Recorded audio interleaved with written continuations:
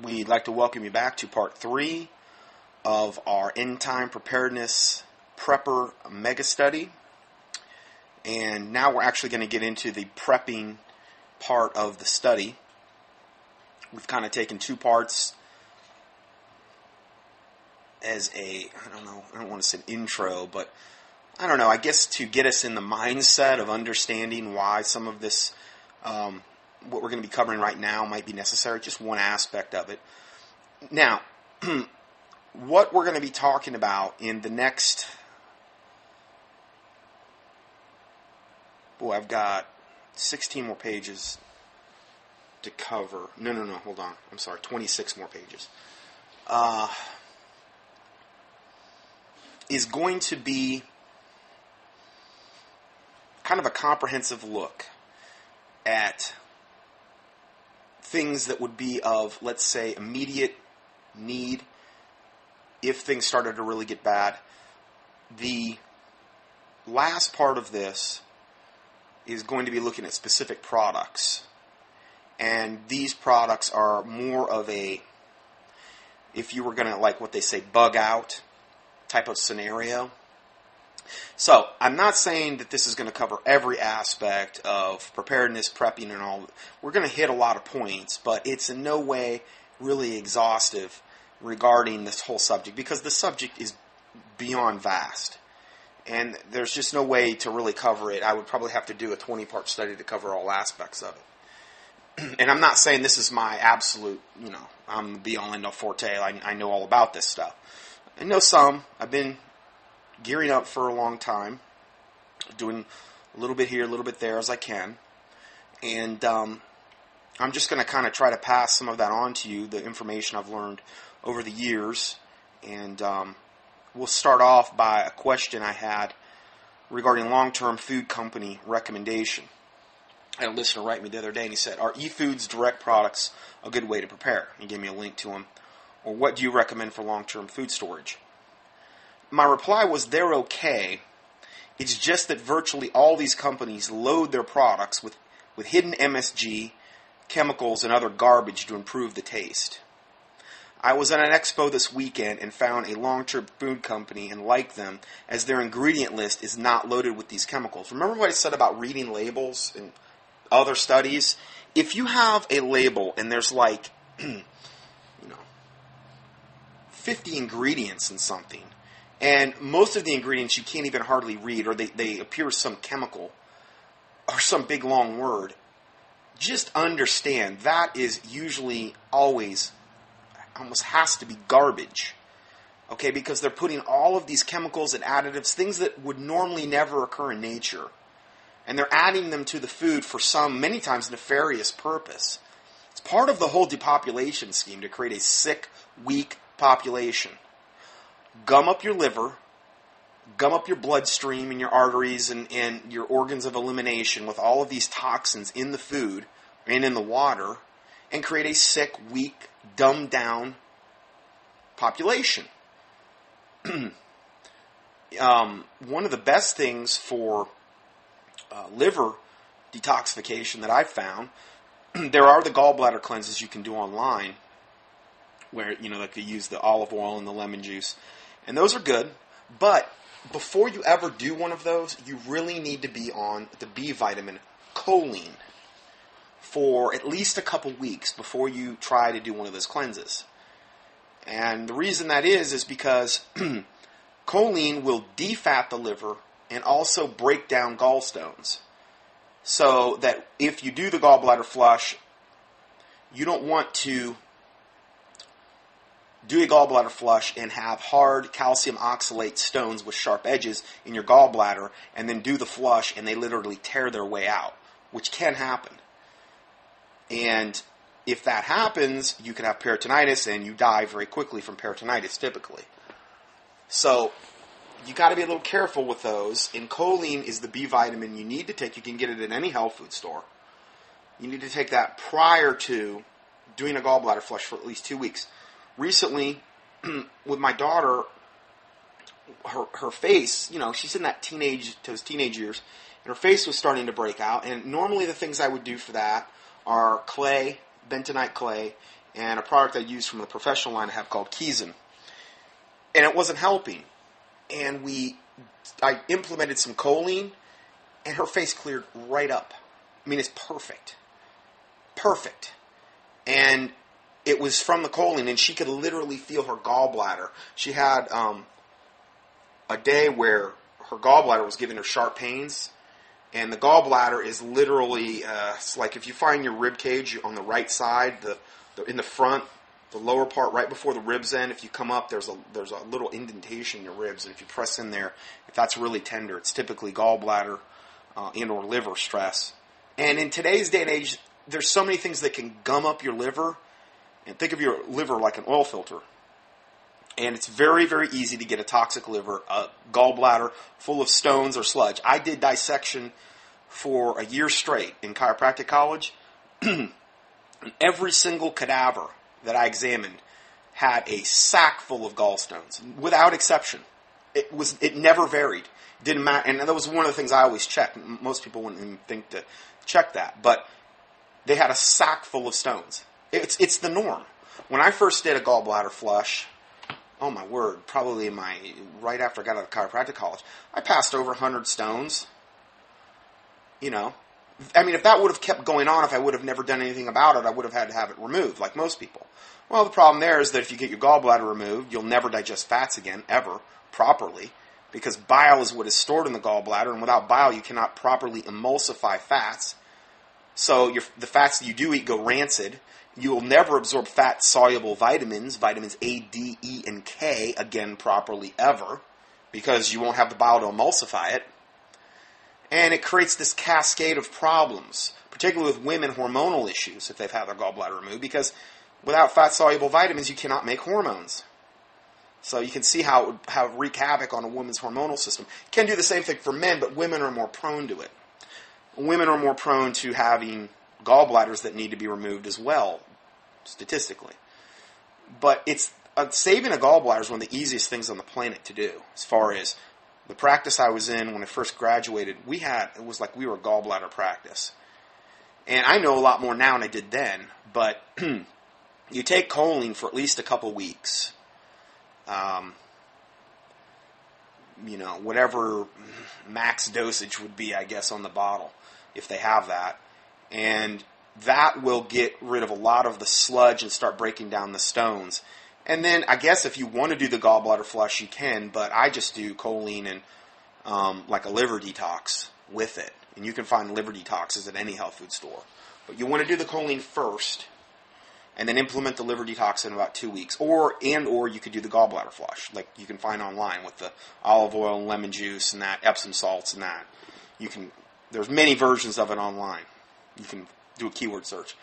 But everybody is walking around with a toxic liver, and that creates a toxic environment in the bloodstream, in the body. The liver is like an oil filter. So if you've got a really dirty oil filter in your car, your oil is going to be dirty.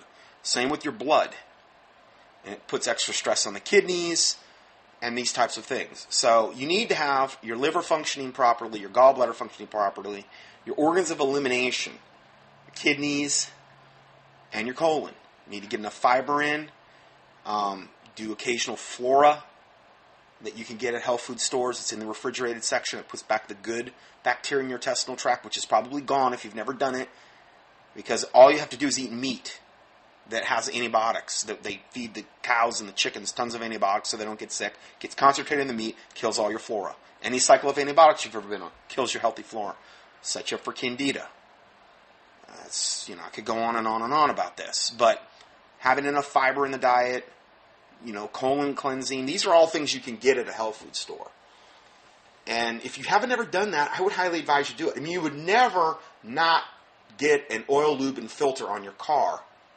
You'd never get a car and drive at 100,000 miles or until it basically, the engine oil light came on. You just keep driving and keep grinding it into the ground until it just, eventually the engine seizes up and the car's done. You would never treat a car that way, but we treat our bodies that way all the time. It's like the norm. And so, when I gave Taylor this choline, her face cleared right up. I mean, it was within like days. And she could literally feel her gallbladder vibrating. Younger children and teenagers and children, they'll respond quicker to specific clinical nutrient therapy than an adult would. Our systems are more sluggish. We might have had a whole lifetime to where we were beating our organs up and not taking care of them. Whereas a child, they'll tend to respond quicker and more readily than an adult will. So every skin case is a liver case.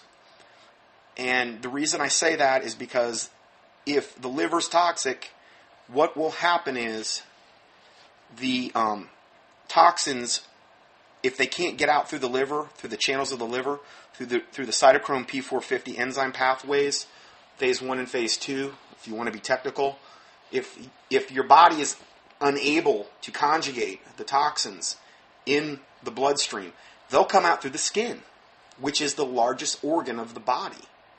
So a lot of times eczema, psoriasis, acne, you name it, skin cases are, with eczema and psoriasis, you're really dealing with candida, yeast, which I would really, the mild silver protein that I recommend, I'll get into that later. That's the best thing for that. But you're also dealing with liver. So anyway, just kind of throw that in. That's what I specialized in I still do, but for 15 years. I've been studying clinical nutrition and how to apply it with patients for a good, about 20 years at this point.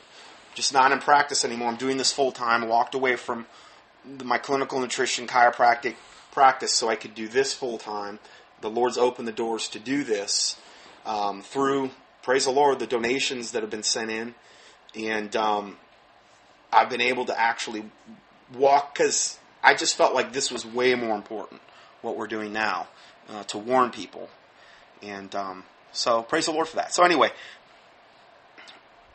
I said I was at an expo this weekend, back to this thing about long-term food storage, and I found this long-term food company and really like them as their ingredient list is not loaded with these chemicals.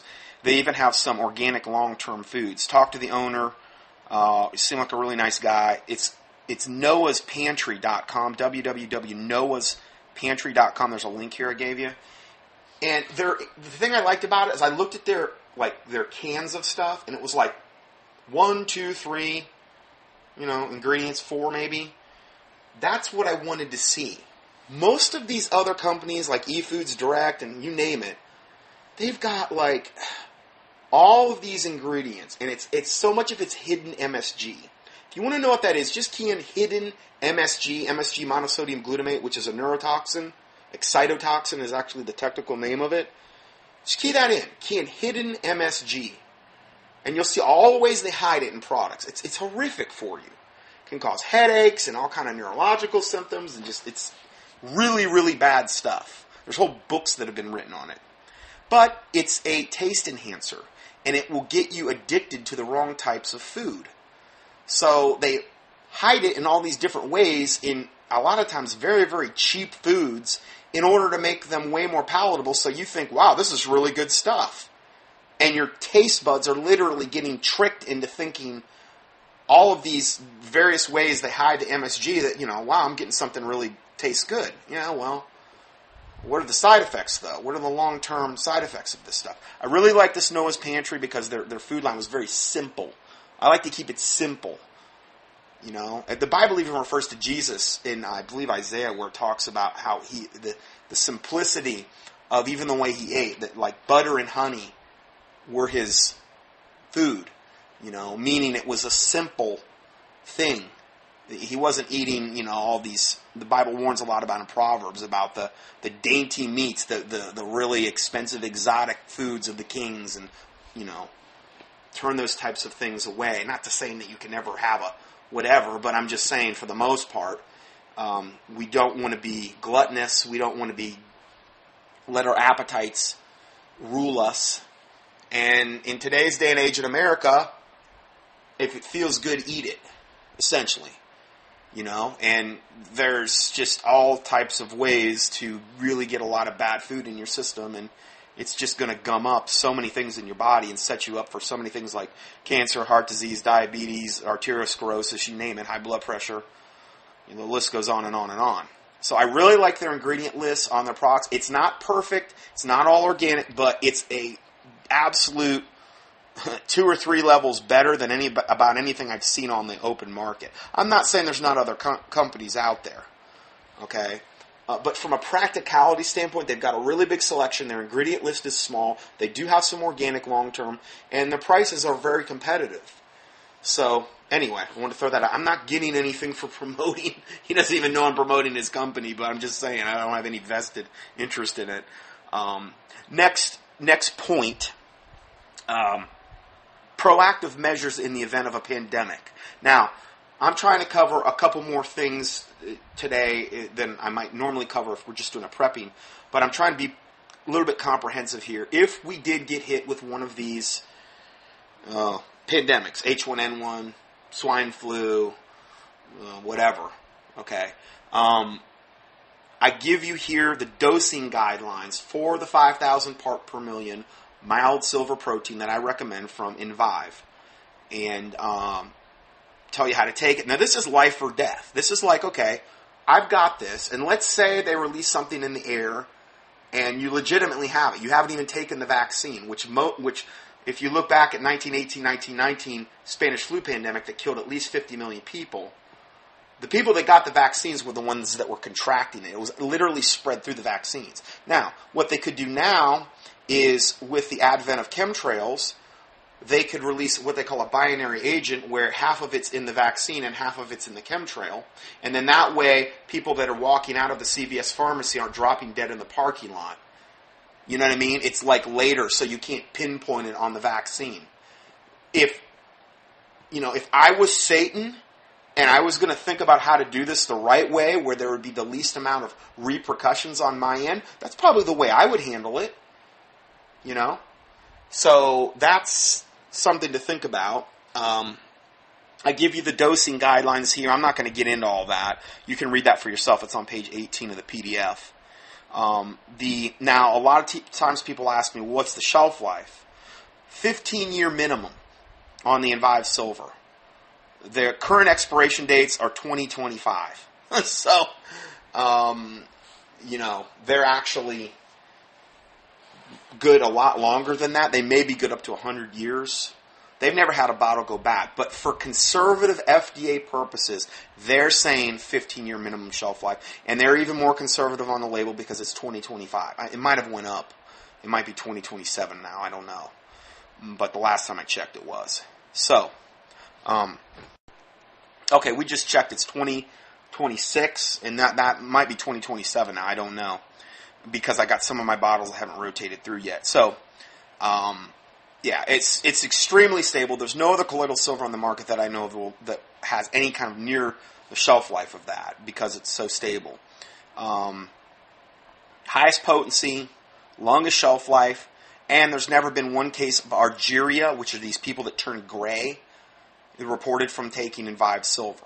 Okay, there's 1 out of 50 million people that get it, and invariably the ones that get argyria are the ones that make it themselves with the generator. They make what they call ionic silver, which is extremely unstable, has a very short shelf life, and it converts into the type of silver that will actually turn you gray in the body once it hits the stomach acid or even the chlorides of your blood. That type of silver is unstable. Yeah, you take enough of it. I'm not saying it won't prevent an infection or those types of stuff. But I remember I met a lady in Topeka, it was a pastor's wife, and she came up to me and she was morbidly gray. And I had talked about the silver in my presentation, and she said, yep. And it was almost like she wanted to be the poster child for argyria. And, I mean, she had that fresh out of the casket look. I mean, it was like she was morbidly gray. I mean, you looked at her and it was like a double take, because it's like, man, what's wrong with her? You know? I thought, when I first see somebody like that, I think cancer, like that pallor, cancer. But it's more than that. And she said, yep, I drink 16 ounces a day, and I've taken it for years. And it turned me gray, but I don't get sick. I'm like, okay, that's cool. If that's what you want to do, I'm not even going to try to argue with you. We're good. So it was almost like she wanted to pick a fight with me, I think. But ended up getting into a gigantic fight with her husband. He was Hebrew roots. And got into a gigantic back and forth with him for months after I went on tour. But so I guess they kind of just like that argumentative thing. But yeah, it can happen, but not from the Envive Silver because of the way it's processed, because of what happens to it in the stomach acid and the bloodstream is totally different than the ionic silver. This is true colloidal silver. And anyway, if you want to know more about it, you can go to my website, www.dr the hyphen mark johnson.com. There's a link here. And the Envive factory put up the website. It's kind of a little bit convoluted, but you can find out a lot about the product. You can also email me and I can send you some information on it.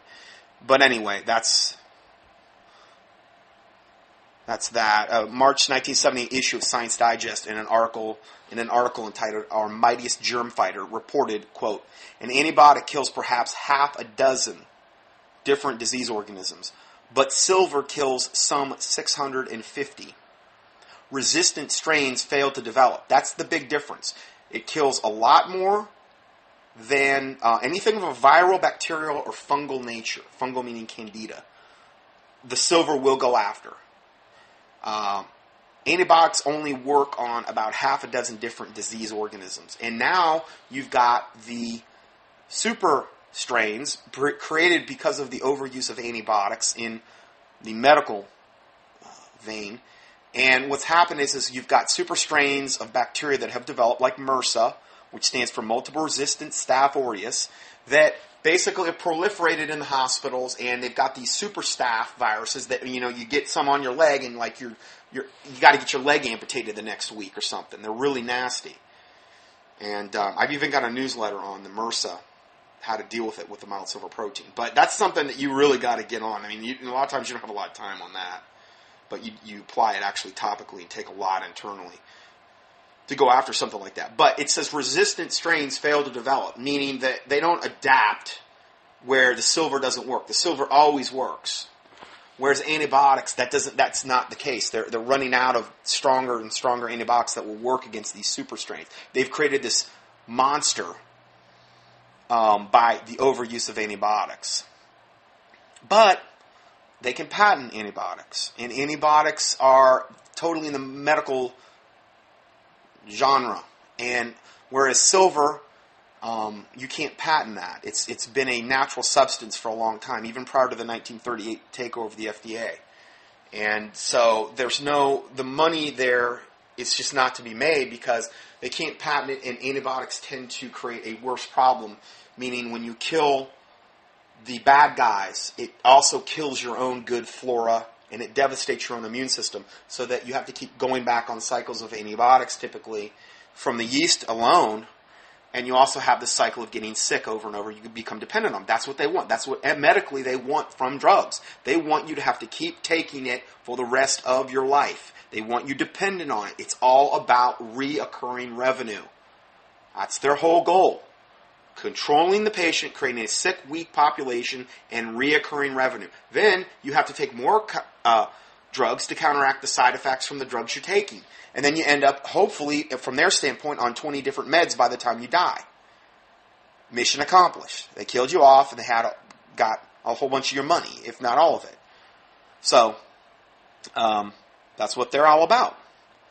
And if you look at the origin of the pharmaceutical companies, and key in pharmaceutical or pharma or whatever in the keyword search box at contendingfortruth.com, and I've done whole studies on this, how wicked it was. The foundation of these pharmaceutical companies, which own the medical colleges and the hospitals half the time, or have a whole huge vested interest.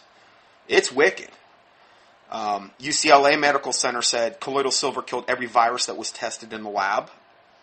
There's a colloidal silver, mild silver protein desk reference guide for specific health problems at my website that I just mentioned. There's a couple links here.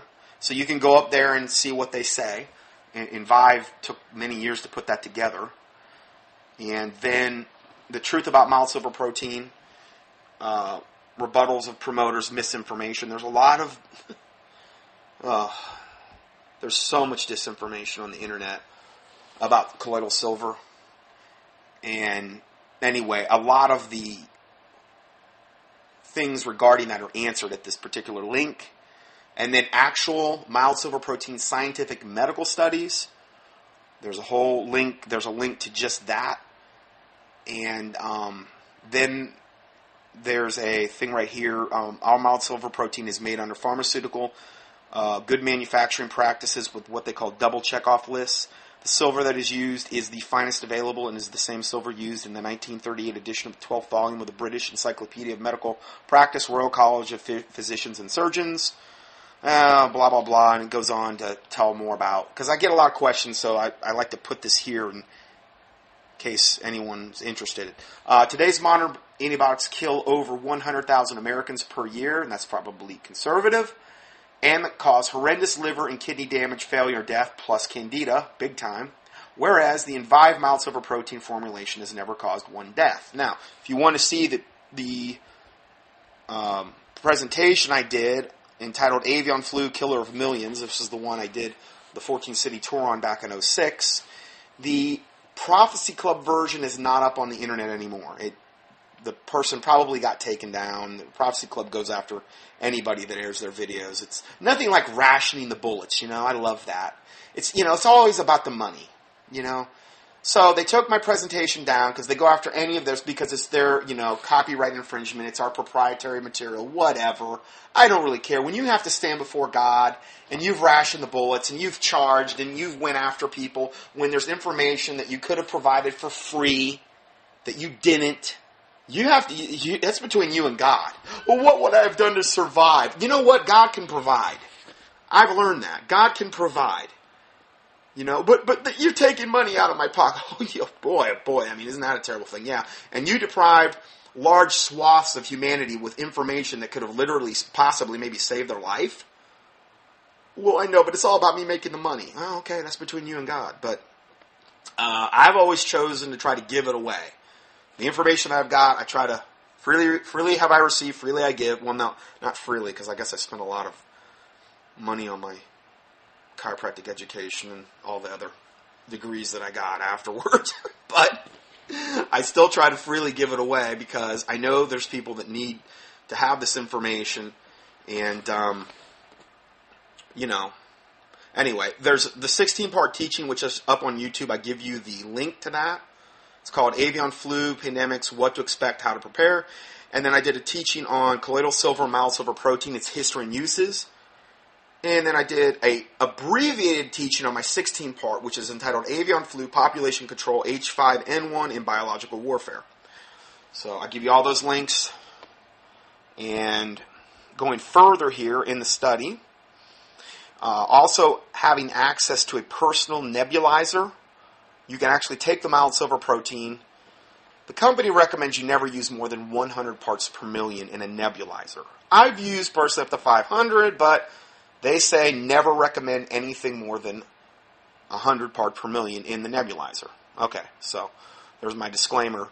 You can actually nebulize that straight into the lung fields and actually literally get the silver into the lung fields, which obviously if you have something like of a lung infection nature, that would be an ideal way. You'd also want to consume it internally as well. A good general multivitamin mineral super product, it would be like Intramax by Drucker Labs.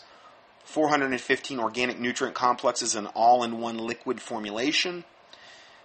It's good. It's expensive. I'll be honest. It's expensive, and that's why I don't promote it that much. But I have nothing to do with the price. I have nothing to do with the company, the price, or just like I don't have anything to do with the pricing or the company regarding Envive. A lot of people think I work for Envive. I don't work for Envive.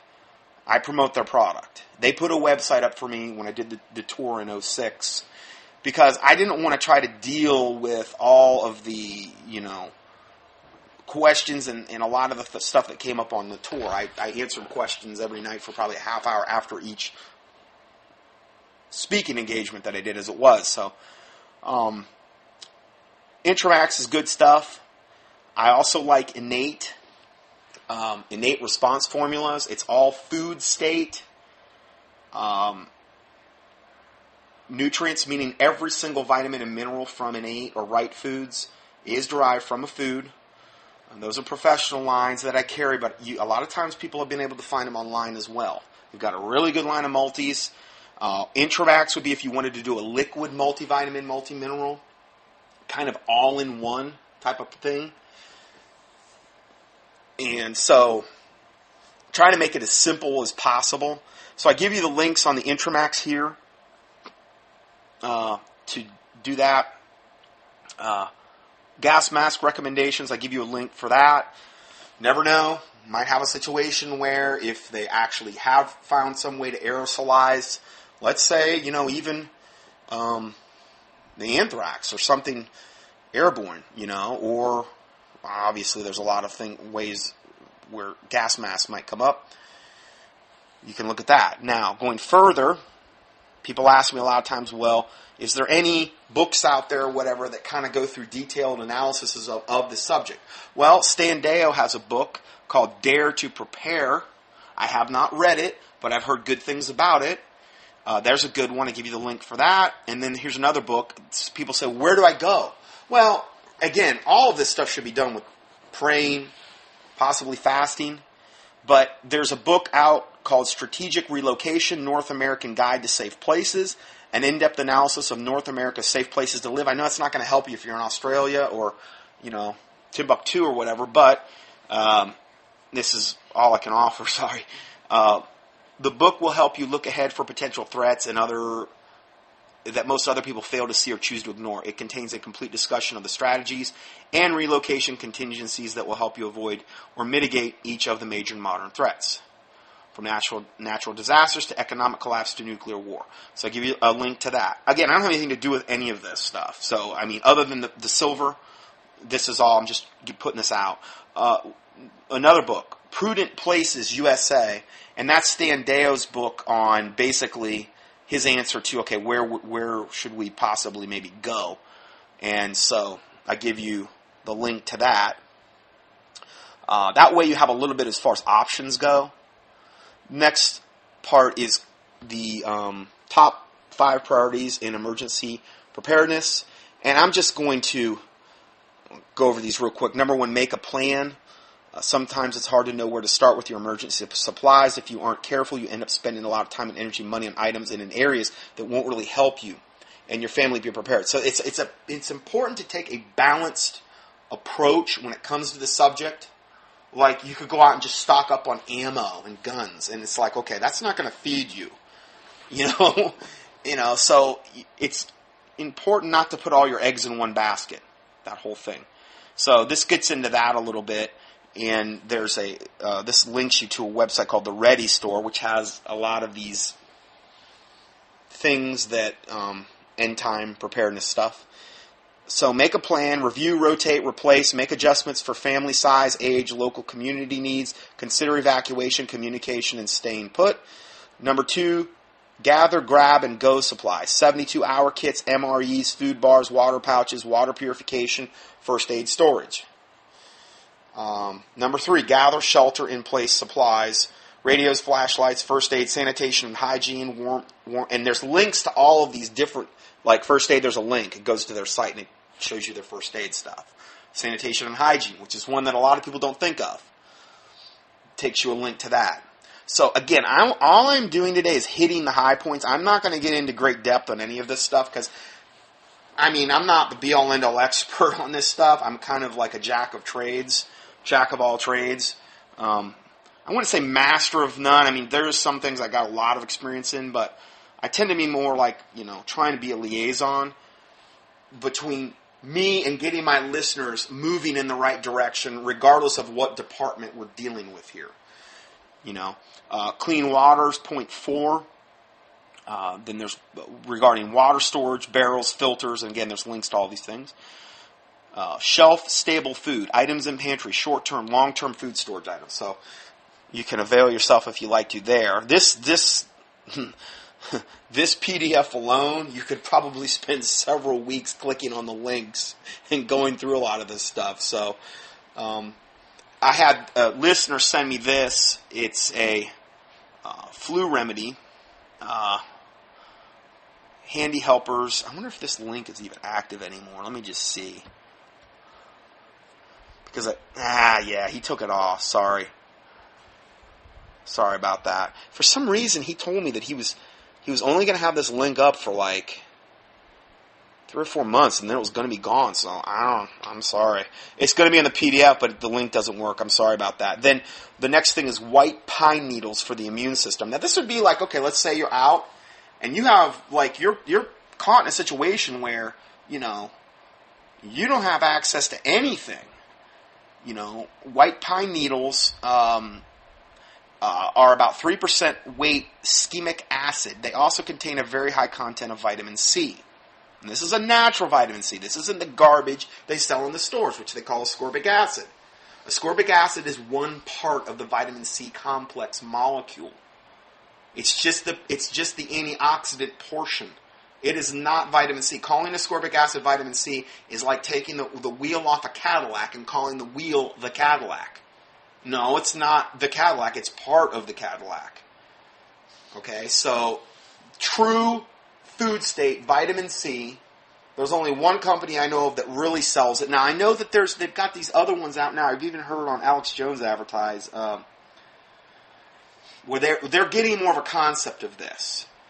I use the one by Right Foods. Innate Response Formulas has one, but I like the C500 from Right Foods. I mean, it's dynamite. I take a couple of those typically every day.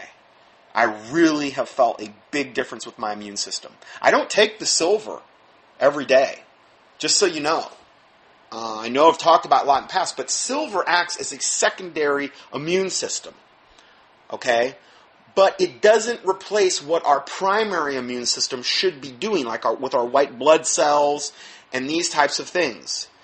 And different types of phagocytes and lymphocytes and macrophages and these types of things, our lymphatic system in the body.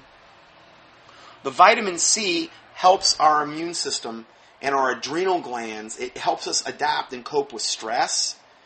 It's an antioxidant, meaning it's a free radical quencher, and free radicals are what cause a lot of breakdowns in the body. It causes us to age. It causes aging, or it's one of the main factors for aging. The vitamin C is incredibly important for your immune system, but I remember when I used to take ascorbic acid, and then I found out what it was. I'm like, I'm not going to take this garbage. And then I started taking this stuff, and man, that Right Food C500, man, is good stuff. Really the best vitamin C I've ever taken. Now, there's other kinds out there that I'm pretty sure now are becoming more whole food oriented, and that's good. I'm glad. I want people to have access to those things. But the pharmaceutical companies are the ones that came along, back decades ago and said, oh no, this vitamin C is ascorbic acid, and we'll make it in gigantic vats and drums, and we'll put it in all the vitamin products, and we'll call it natural, and it's not. It's synthetic. It's just like a drug. And it will have side effects if you take it. Not as much as a regular drug would, but eventually they cause problems in the body. Your body has to rob Peter to pay Paul to deal with a synthetic vitamin taken over and over and over again. And a lot of these, I'm sorry, but a lot of these long-term foods, they're loaded with all these synthetic vitamins. You'll see all these fancy names on there of all these different vitamins, and you think, oh, it's fortified, so it's good for me. No, it's not. It's a synthetic vitamin sprayed into the food. They've stripped it of everything,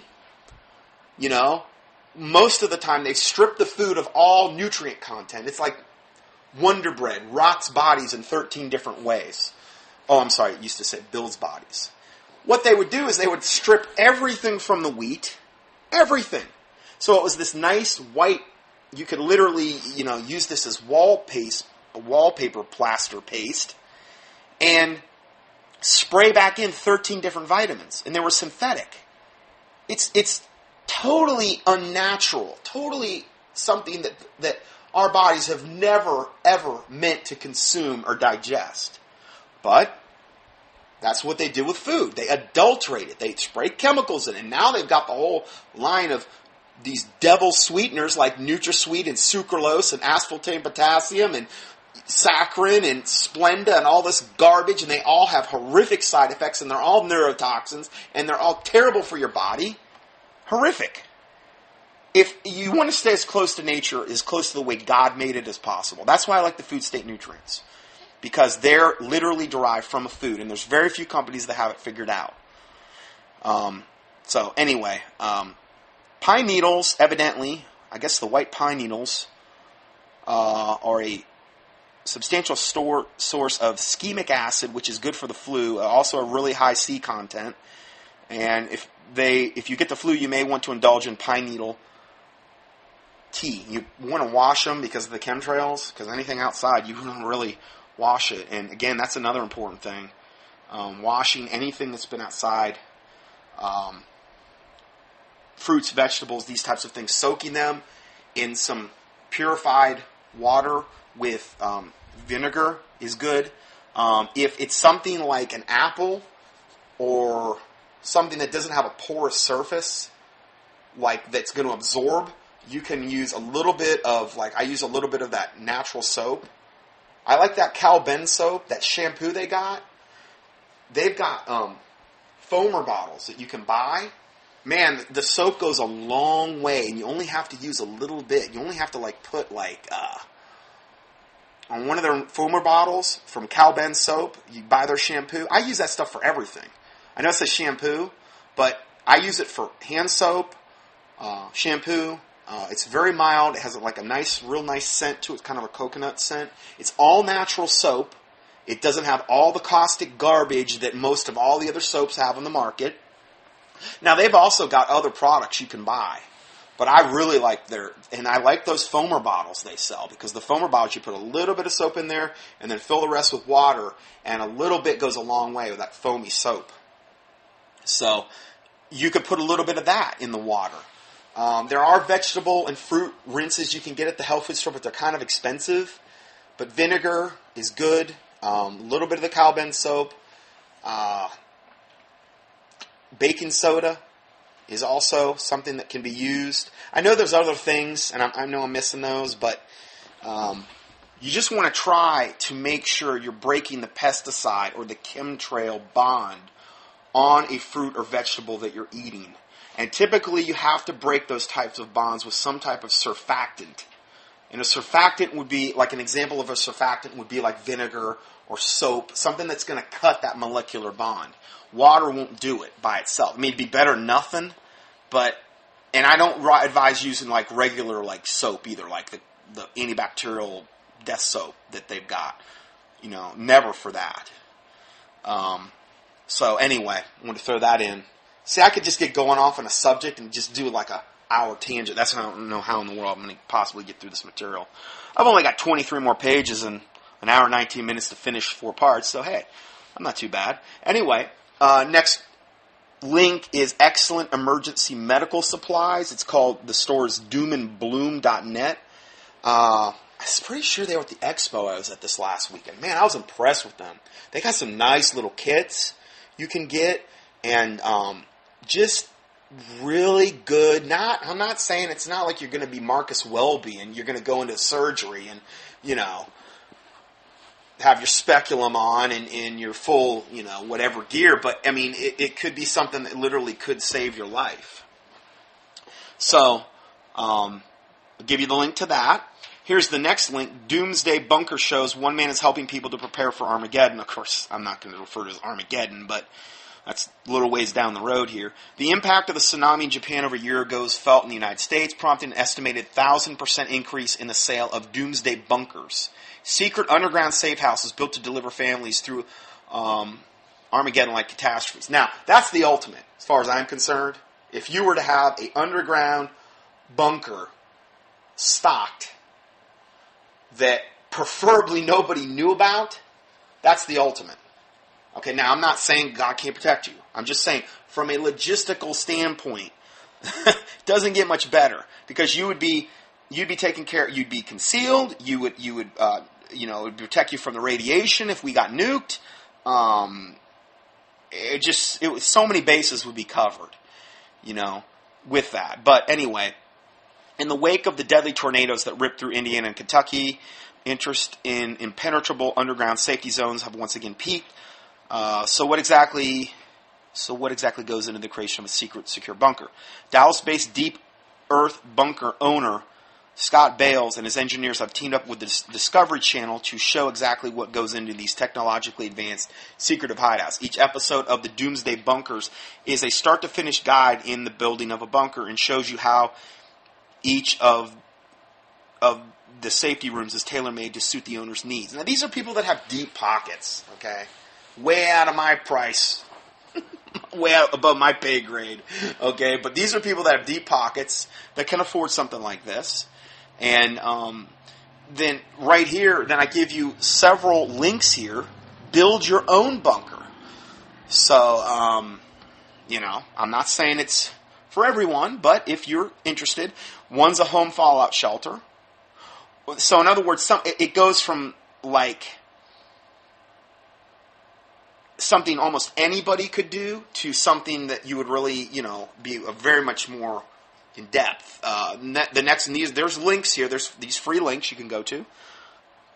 I'm pretty sure it says save. If you right click the link and save as, you can actually save them right onto your computer.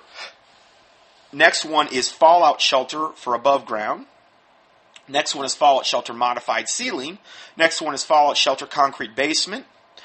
Next one's Fallout Shelter tilt-up storage unit. Fallout Shelter lean-to shelter. And then how to build a bomb shelter. So, interesting stuff there. Okay, let's go further here. Here's the next part. It says emergency response protocols establishing operational guidelines for times of crisis. And this kind of gives you this whole these note cards you go through, depending on the disaster, and it's like all you do it, and it's like I don't think you can buy these, but you have to like maybe print them out in your computer and then laminate them, and then have all these little potential scenarios in front of you. You can literally, okay, we got nuked. Okay, you go to that set of cards and you start flipping and you start following whatever it tells you to do.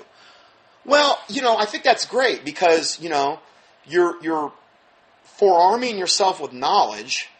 And in the heat of battle, if this stuff was happening, there may be a whole bunch of stuff you're going to forget, and this would help keep you centered and on track.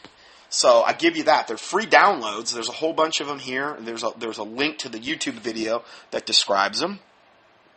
Now the next part, and this is really my final part, is from a listener. He didn't want me to reveal his name or anything like that.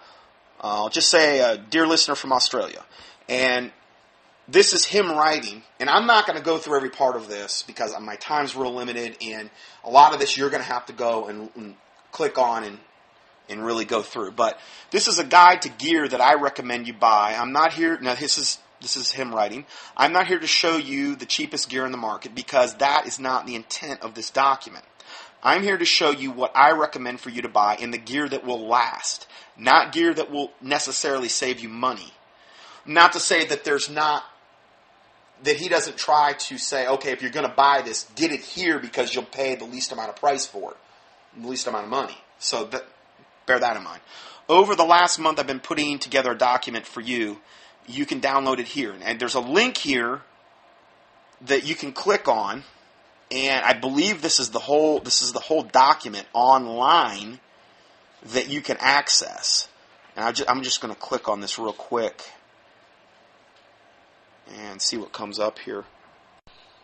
Okay, so this document, now I've modified the document a little bit because I've thrown some comments in there and I've updated a couple links on here that when I clicked on I found that either maybe the link wasn't working or they had upgraded or something on the product. So I tried to do that with a lot of these products if I found anything. So for the PDF portion of this part, you may want to stick with my PDF because I added some things in there and some of the links so you could, and I'll show you as we go along, you'll understand what I'm talking about. So anyway, it is online and the link is there that you can click on. And let me just cancel out of that and go back to this. Okay, so this is kind of like him talking to you. He says, Scott has been warning you to start prepping for years because good gear isn't cheap and cheap gear isn't good. I love that. Anyway, if you want to buy cheap, junky gear, then you may as well stop reading this now. I, however, If, however, you are serious about preparing for what's ahead, please read on. This document has been put together after hundreds, and I mean hundreds, hours of research and a lot of buying and testing gear personally. See, he's done way, way more than I have. I mean, he puts me to shame, okay, regarding this particular subject. I can't even hold a candle. So, this is not a second-hand review I've cut and pasted off the internet. The gear that I've listed here is what I have, and what I will personally be using when the system collapses. And I should say, I really trust this source, this listener. Really trust him, okay? So anyway, I'm giving you information that has taken me over 6 years of dedication, dollars, and study and review to come up with. I hope you appreciate it, and may God watch over you and forever guide your path. So what do we start out with? Faith. Faith in my King James Bible, the greatest force multiplier in the universe, your faith in the Lord Jesus Christ and His pure and precious words of God, where you will be able to draw strength from, be the guiding light and path to follow, and give you the peace that passes all understanding. Now, the Bible says, if the foundations be destroyed, what can the righteous do? Psalm 11, verse 3. So, I think this is a great place to start, with the Word of God.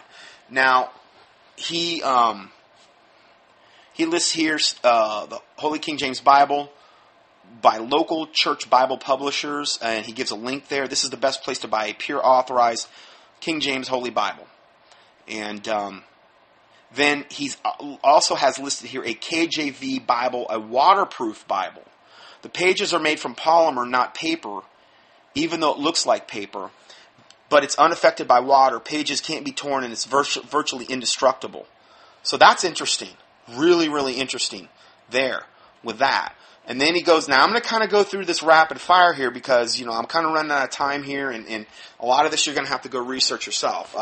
He has here also a 120/160 gigabyte iPod Classic. He said, don't laugh, this is an important piece of the kit. You can even buy them cheap at secondhand stores. This will allow you to listen to the KJB audiobook, hundreds of sermons, Bible studies, and of course the contendingfortruth.com site since it started in 2006. If you have one of my the USB flash drives that are, it's not sold on my website, but listener sells those on eBay. If you go up to contendingfortruth.com, you scroll down to the right side, you can buy those, and it has all of the teachings we've done and a whole bunch of other stuff on there as well.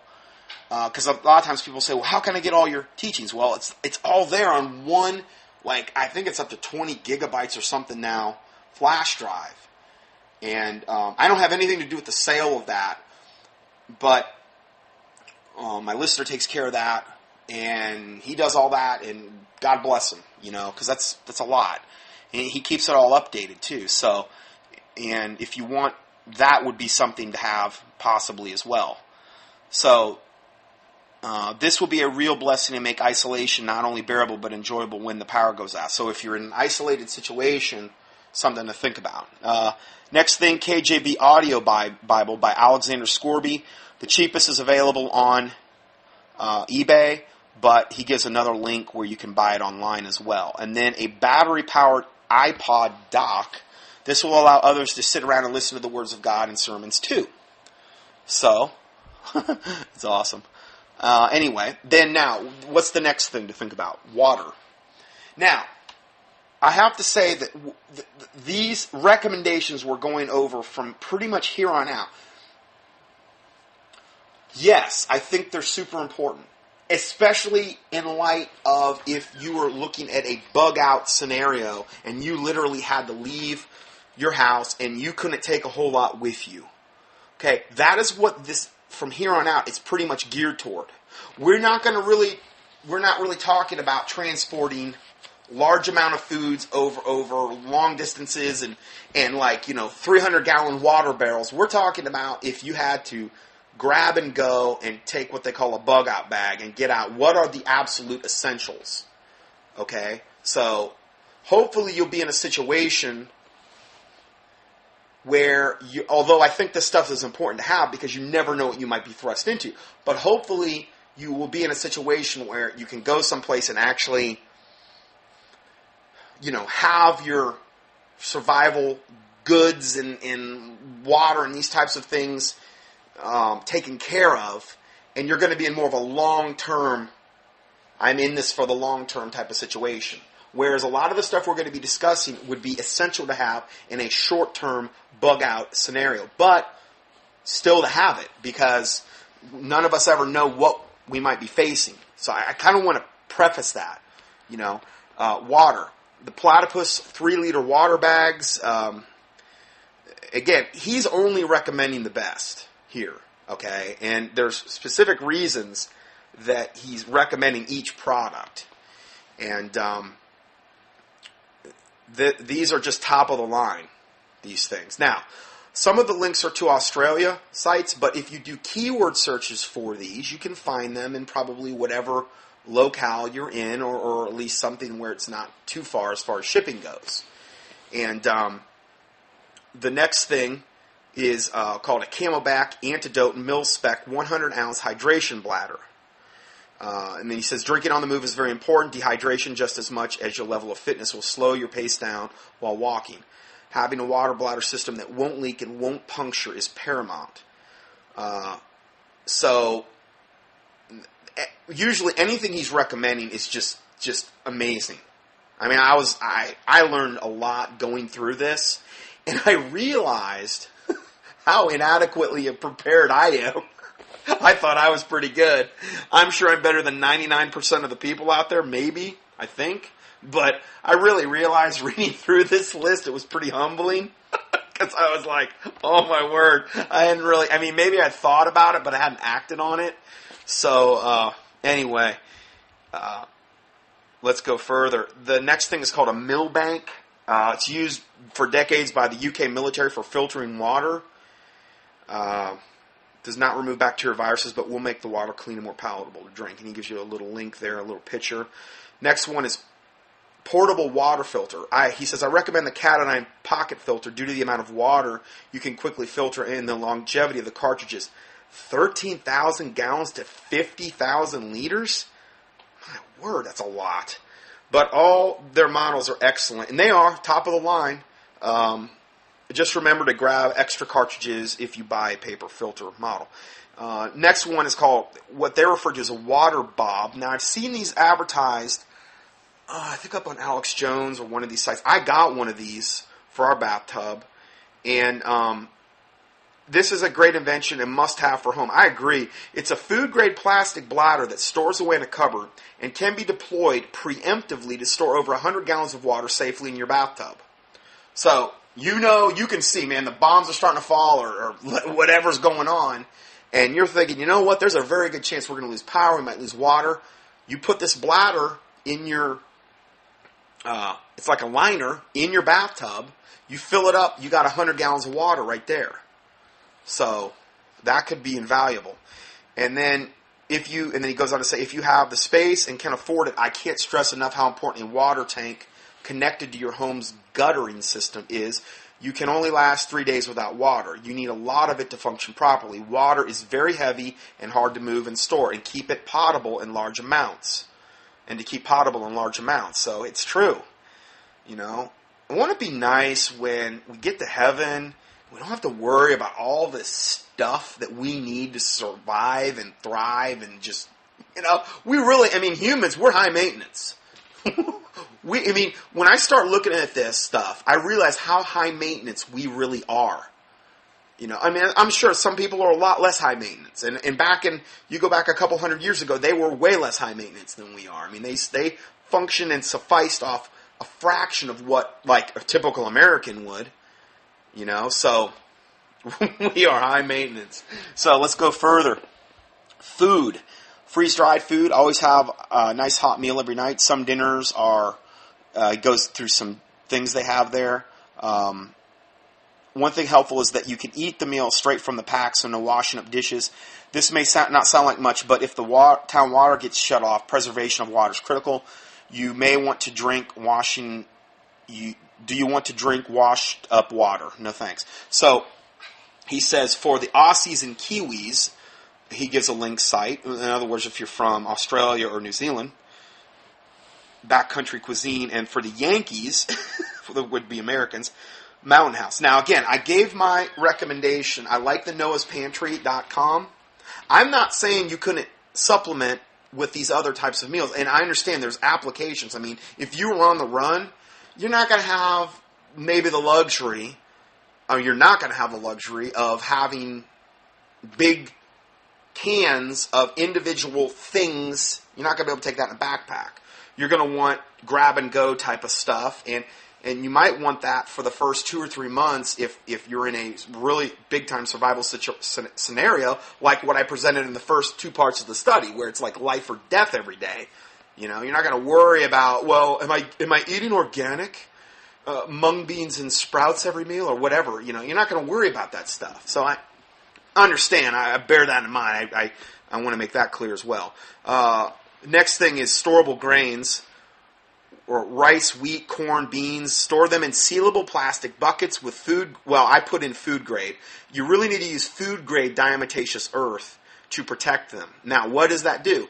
It will prevent like the parasitic insect infestation, which is a lot of times you have these types of foods and they're in there and you don't know it, and you store them, and then all of a sudden, when you first got them, hey, there was no bugs in here, and then you look at them 6 months later and it's infested. What the food grade diatomaceous earth does, which you can take it internally too, I do that, and I had a listener send me like 50 pounds of it, God bless her, and her husband, but and you always got to get food grade, because if you don't get food grade, there's only, I believe, one other grade, and it's the kind they use in pool filters, and that's not what you want to use, okay? But what it does to a parasite is it acts like little shards of glass, and when they eat it, they die because it rips them apart internally. I know that's kind of cruel, but hey, it's either us or the bugs. So anyway, you just sprinkle that in. It's cheap. Sprinkle it in your, like, let's say you got a bucket of rice. Now, what I like to do is get those Mylar linings. You just key in Mylar 5-gallon bucket liners, and what you do is you put it in Mylar, so it's not just sitting on that plastic, and then you put some diatomaceous earth. You know, you kind of sprinkle it in as you're putting your thing, and then you seal it, and the best way to do it is to use oxygen absorbers on top of that. I know that's a lot, and right now, the way it's looking, oxygen absorbers might not be a big deal because we might be cracking into that food pretty soon. We're talking long-term food storage here, but I'm just saying if you could do it all the way, that's probably the best way. And then he goes on to say, don't forget to buy a hand mill, like the kind you would grind up wheat berries and stuff like that if you're going to make your own bread or whatever, to turn grain into flour.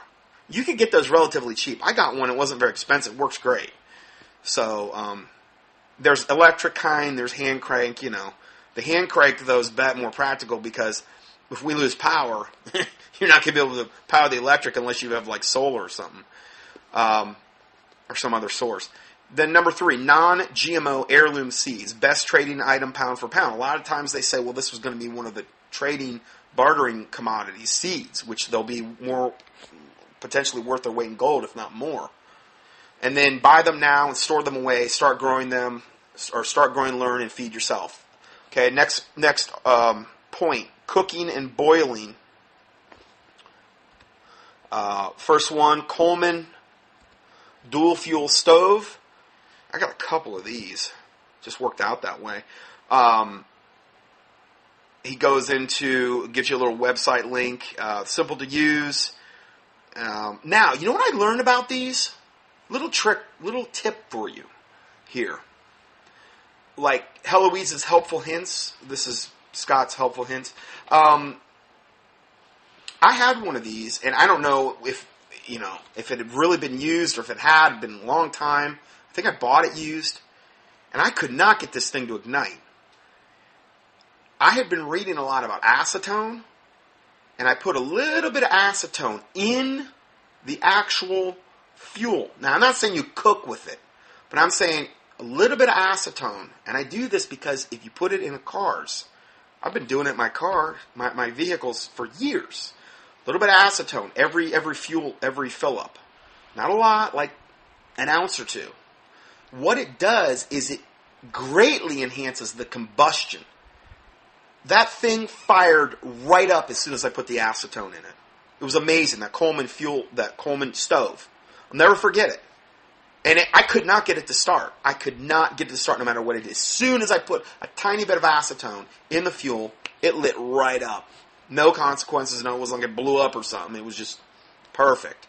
So it kind of got things as almost like it cleaned it out. And that's what it does in a car, too. It keeps the fuel lines and the carburation, or not the carburation, but the fuel injectors, keeps all that nice and clean. What you should do if you're going to use that, though, ongoing, is every once in a while do one of the things where it takes water out of the gas line, because that's the one thing about acetone is I think it can, with repeated use, build up water in the gas lines. I've never had a real issue with it, but I always do that every once in a while because I read that. So I researched that a lot before I did it, and I mean, I'm telling you, I've never had any repercussions in my vehicles ever. And you'll get better gas mileage. That's the main reason you do it. Plus, you keep your fuel systems clean. So that's something I've done for like years and years and years. So I can say that with confidence now. Never said anything about it before because I hadn't done it long enough. Now I've done it for years. So okay, let's go further. The Soto Muka OD1NP stove. Now, Soto, I didn't really know a lot about them, but I saw these links, and I'm like, man, this is top of the line. The Soto stuff. It's not cheap, but man, do they have some slick little items. Problem with Soto, you're going to find out, is some of their items are impossible to find just about. This is a little gas stove that reliable, powerful output, ease of care, and there's all these little, if you go up on YouTube and like key in Soto for whatever they've got all these little demonstration videos that are really cool. And there's that, and then there's this little cool dude, which is called a BioLite stove, and he lists this as a must-have item. This is a really cool thing. He sent me the link to this recently. Cooks your meals, boils your water with nothing but the twigs you collect on your journey, eliminating the need for heavy, expensive, and polluting petroleum gas. This is a very small little stove, but it also converts the heat from the fire into usable electricity. This stove will recharge your batteries and other gadgets like your iPod while you cook dinner. It's awesome. So yeah, there's a link there. Now, I have a comment here I put in, and I said I also recommend this stove as well. It's called an EcoZoom rocket stove. Now, this is for one of the companies that was at the, it's funny, I had this on my list of things to get, and I came into this expo at this gun show. It was next to the gun show, and the first thing I see is this Echo stove, and I was on my list of things to buy. By getting it at the thing, I saved like $50, because they're normally like $120 or $30, depending on what one you buy, but they had both their models for $100, cash and carry type of deal. So the EcoZoom stove or the Zoom Dura are wood-burning models that are use up to 56% less fuel and burn 70% cleaner than the open fire. I think it's a little bit bigger than the BioLite stove we just described. It's not practical to backpack with, or if you're gonna have a worst case scenario type of bug out bag. I think the BioLite stove is smaller, so it's more practical from that standpoint. But if you were going to cook day in, day out, I think this EcoZoom stove, depending, if it's just for yourself, it's one thing. But if you're cooking for multiple people, you got a bigger dish, it'll hold a little bit more. Anyway, it consumes 56% less fuel, and by fuel, we mean like twigs, and you can go out and whatever you find out in the forest, pine cones, whatever, you can cook with it. And it burns 70% cleaner than the open fire. It can also pay for itself in fuel savings in a few months. The stove is a safe, portable option that is accepted and used by cooks over 6 continents. I give you the link to this Homestead General Store and the rocket stoves. You can find them a lot of places. I just figured I'd send you to their store because I just dealt with them. Also make sure you have the cooking implements for this application. Now, again, this is not bug out. This isn't like you have a bug out bag and you're going to carry a large Dutch oven, a large iron Dutch oven. You're going to seriously be... But there's ultralight cooking out there for like backpackers, which was where you'd want to look in that regard. Okay? This would be like if you were at your, let's say, bug out location, you were at a whatever, and you wanted something to cook from. Dutch oven, which is like an iron thing that you can cover, and an iron skillet. I think those are the two things you'd pretty much want to have. And they also sell them there, too, at this Homestead general store. And they're very high quality, what they sell. So, next thing, fire making. He's got it's called the Light My Fire Steel Army version. It's a small, lightweight, can be used thousands of times to strike and shower sparks to ignite a fire for tinder. Again, you'd want to have one of these no matter if you had 100 lighters, because it's just one of those things where you never know what you might lose, get stolen, whatever, and you've always got a way to light a fire. Now, the next thing, I loved this. And I probably spent at least a half hour last night finding a viable link for this. The Soto Pocket Torch. I went and watched the video. I'm like, this has got to be the coolest thing I've seen up here. Pocket Torch uses a regular disposable lighter. Now, it has to be one that will fit in there, but it's like a regular rectangular disposable lighter. You put it inside, there's a bottom part and a top part. The bottom fits over the bottom part of the lighter, and the top part fits over the top part of the lighter. And it turns it into like a torch. The flame can reach temperatures up to 1,300 degrees Celsius, approximately 2,300 degrees Fahrenheit. The pocket torch is powerful, very wind resistant, and because of the way it burns, a disposable lighter's lifespan is increased by 60% when it's used inside the pocket torch. So it converts any or almost all disposable lighters into a little pocket torch, and it's burning 60% less fuel. And you're dealing with something where, you're dealing with a torch flame as opposed to just a regular, Bic lighter or something where, results can vary. Now, the next product I'm getting into, he says this is very hard to find. Well, let me tell you something. The Soto Pocket Torch is just as hard to find right now. You can't find it in the United States. At least, I went through, I got into the third page of the search before I found one. And I could only find it in the UK. I found 2 places in the UK that sell them. But the one that I found, the one that I've got a little link next to it called Found It, it's the best price you're going to pay. It's about double what you're going to pay in the United States with the shipping. But if you want one, and I would really believe this is a really good end time tool to have, you can find it. Now, I also found this Soto Pocket Torch. Now, this is different. This is one that actually has an extendable thing, and it's actually powered by, not a disposable lighter, but like a butane-type fuel that you refill. I kind of like the other one because you could take any disposable lighter or a disposable lighter that would fit in there and convert it into this torch. This is good to have as well, though. This is a very hard to find item, as they are not being sold in retail stores at the moment due to government red tape and regulations and from ring. I mean, you go up to all these sites that have them, they're all, in the United States, they're all, it's like, not one can you buy them from. Not one. Online, at least. There's no ETA or estimated time of arrival on the stock being available again. If you're blessed enough to find one on a store, on an online store, buy it, is what he says. It took me 1.5 years to find 2 in a small store in England, and I was happy to pay for the international shipping. So I guess I should feel fortunate. I found 2 different sites that have them. Now, you may click on these links, and I don't know if they're going to be still good, but I just found it last night, so I can't do much more. What makes these so unique is their compact size and ability to extend the burner head out to light stoves, lanterns, and campfires. Wind-resistant burner with extended burner head. The one I found with the best price, I give you the link to that. And then I found another one that was a higher price, but at least you could get it. And then also I threw in here another link for the Soto fill adapter or gaslight cartridge, because you have to have it to refill the butane. So I threw that in there as well. And then he also found some other Soto items that are very good. The Soto dual fuel stove with 700, they got some really slick products, I'll tell you. They're cool. But again, this is like, these products are highly compact. Like, this would be bug-out bag material stuff. And not to say you couldn't use it every day, but you're not going to probably want to use these products to feed a family of 4 over 10 years or something. You know what I mean? Not to say we have 10 years left, but I'm just saying that it's not ideal probably for that application. But for bug-out applications, it's amazing.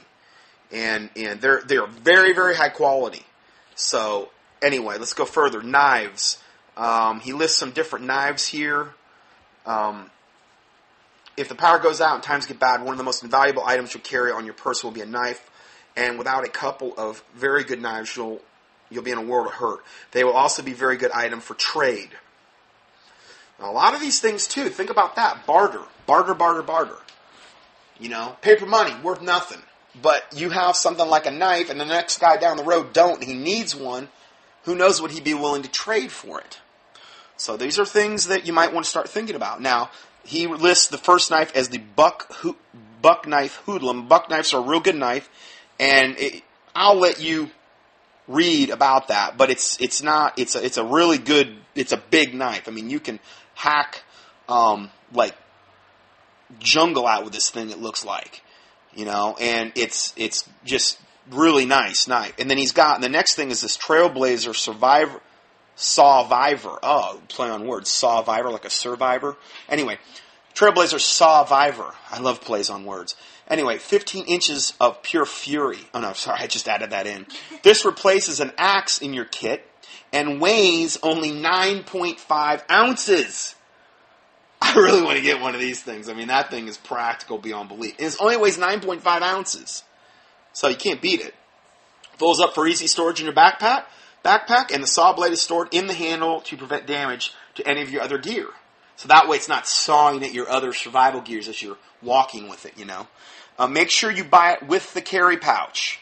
And again, the cheapest is on eBay where you can get it. So you can just literally copy and paste these things. If you want to get something, copy and paste it into eBay. You're probably going to find the best price up there. So he's got a little video here that says, why no axe? So maybe there's some pros and cons of having an axe as opposed to this saw. I don't know. Another pocket knife called a Kershaw Blue. I'm just going to go through these rapid fire. And then another one, good folding knife, is called a Benchmark 940. And he gives you all the particulars of these things. Next thing is power generation.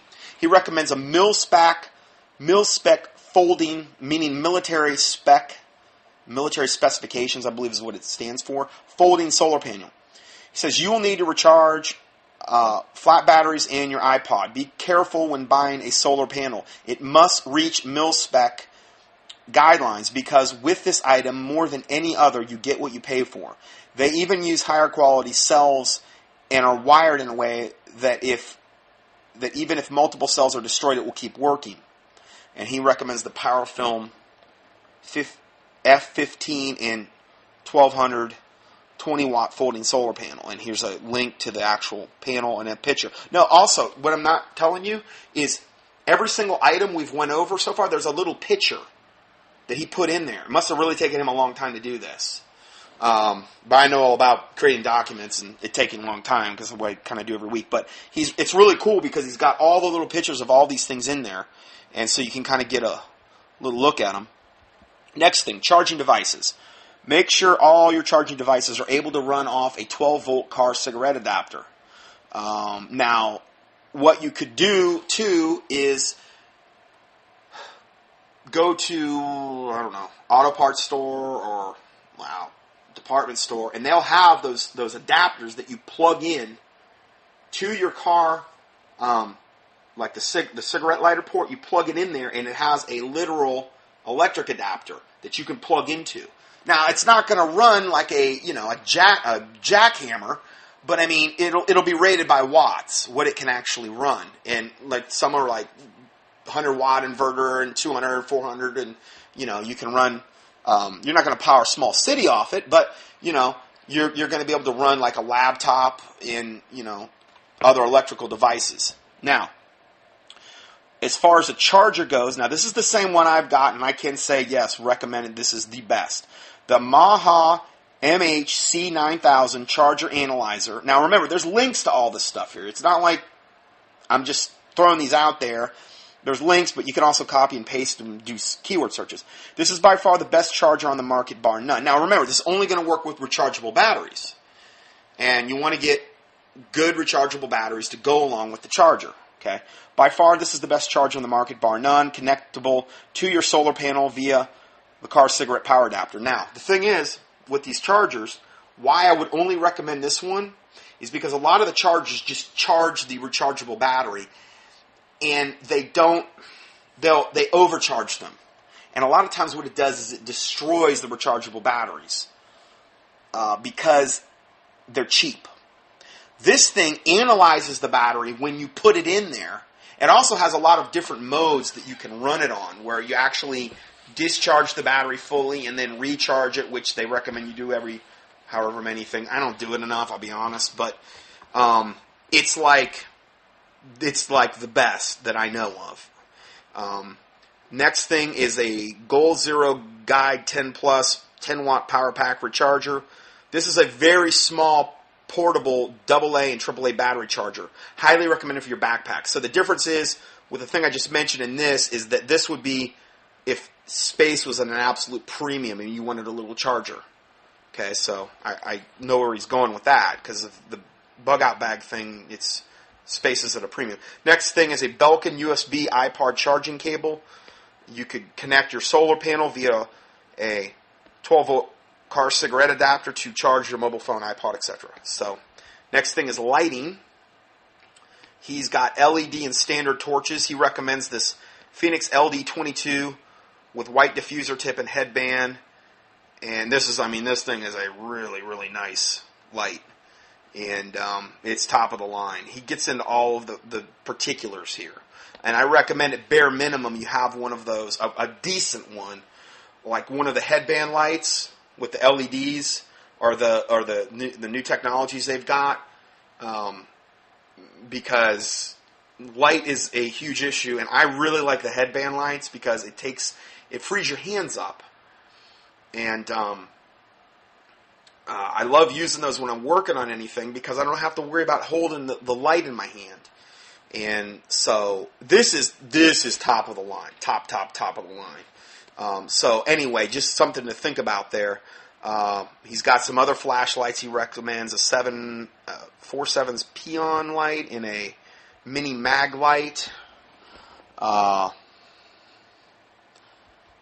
recommends having, different flashlights because he says when it comes to torches, meaning lights, one is none, meaning you could lose it, something could happen to it. So you want to have more than one light source as a backup. And then also, now this would be more for a, not so much backpack, because it's going to take up a lot of room, but the Coleman dual fuel lantern. And he doesn't recommend the one with two mantles because you get only a slight increase in lighting, but it consumes a lot more fuel. So logistically speaking, it's a better choice to get the one with one mantle. He gives you a link to that. Batteries. And this is something to think about. And this is something you have to really preemptively think about before you start buying a lot of stuff, which I haven't done. But AAA batteries, 99% of my gear runs on AA batteries. And I made it a point to only buy gear that uses AA batteries and a couple with a D-size battery. So I'm not storing several different types of batteries. It's true. It's really smart. You can buy equipment that uses C and D batteries and use AA to C AA to C or AA to D converters as well. That way you can only store AA batteries for devices. That's something to think about. I hadn't thought about that. The only two types of batteries worth buying are good quality rechargeable and lithium. Standard heavy-duty batteries do not store well and can leak and damage your gear. Communications. Portable shortwave radio. He gets into all the logistics on that. I kind of got to get going here because I'm still got a long way to go. But there's a lot to read here on the shortwave.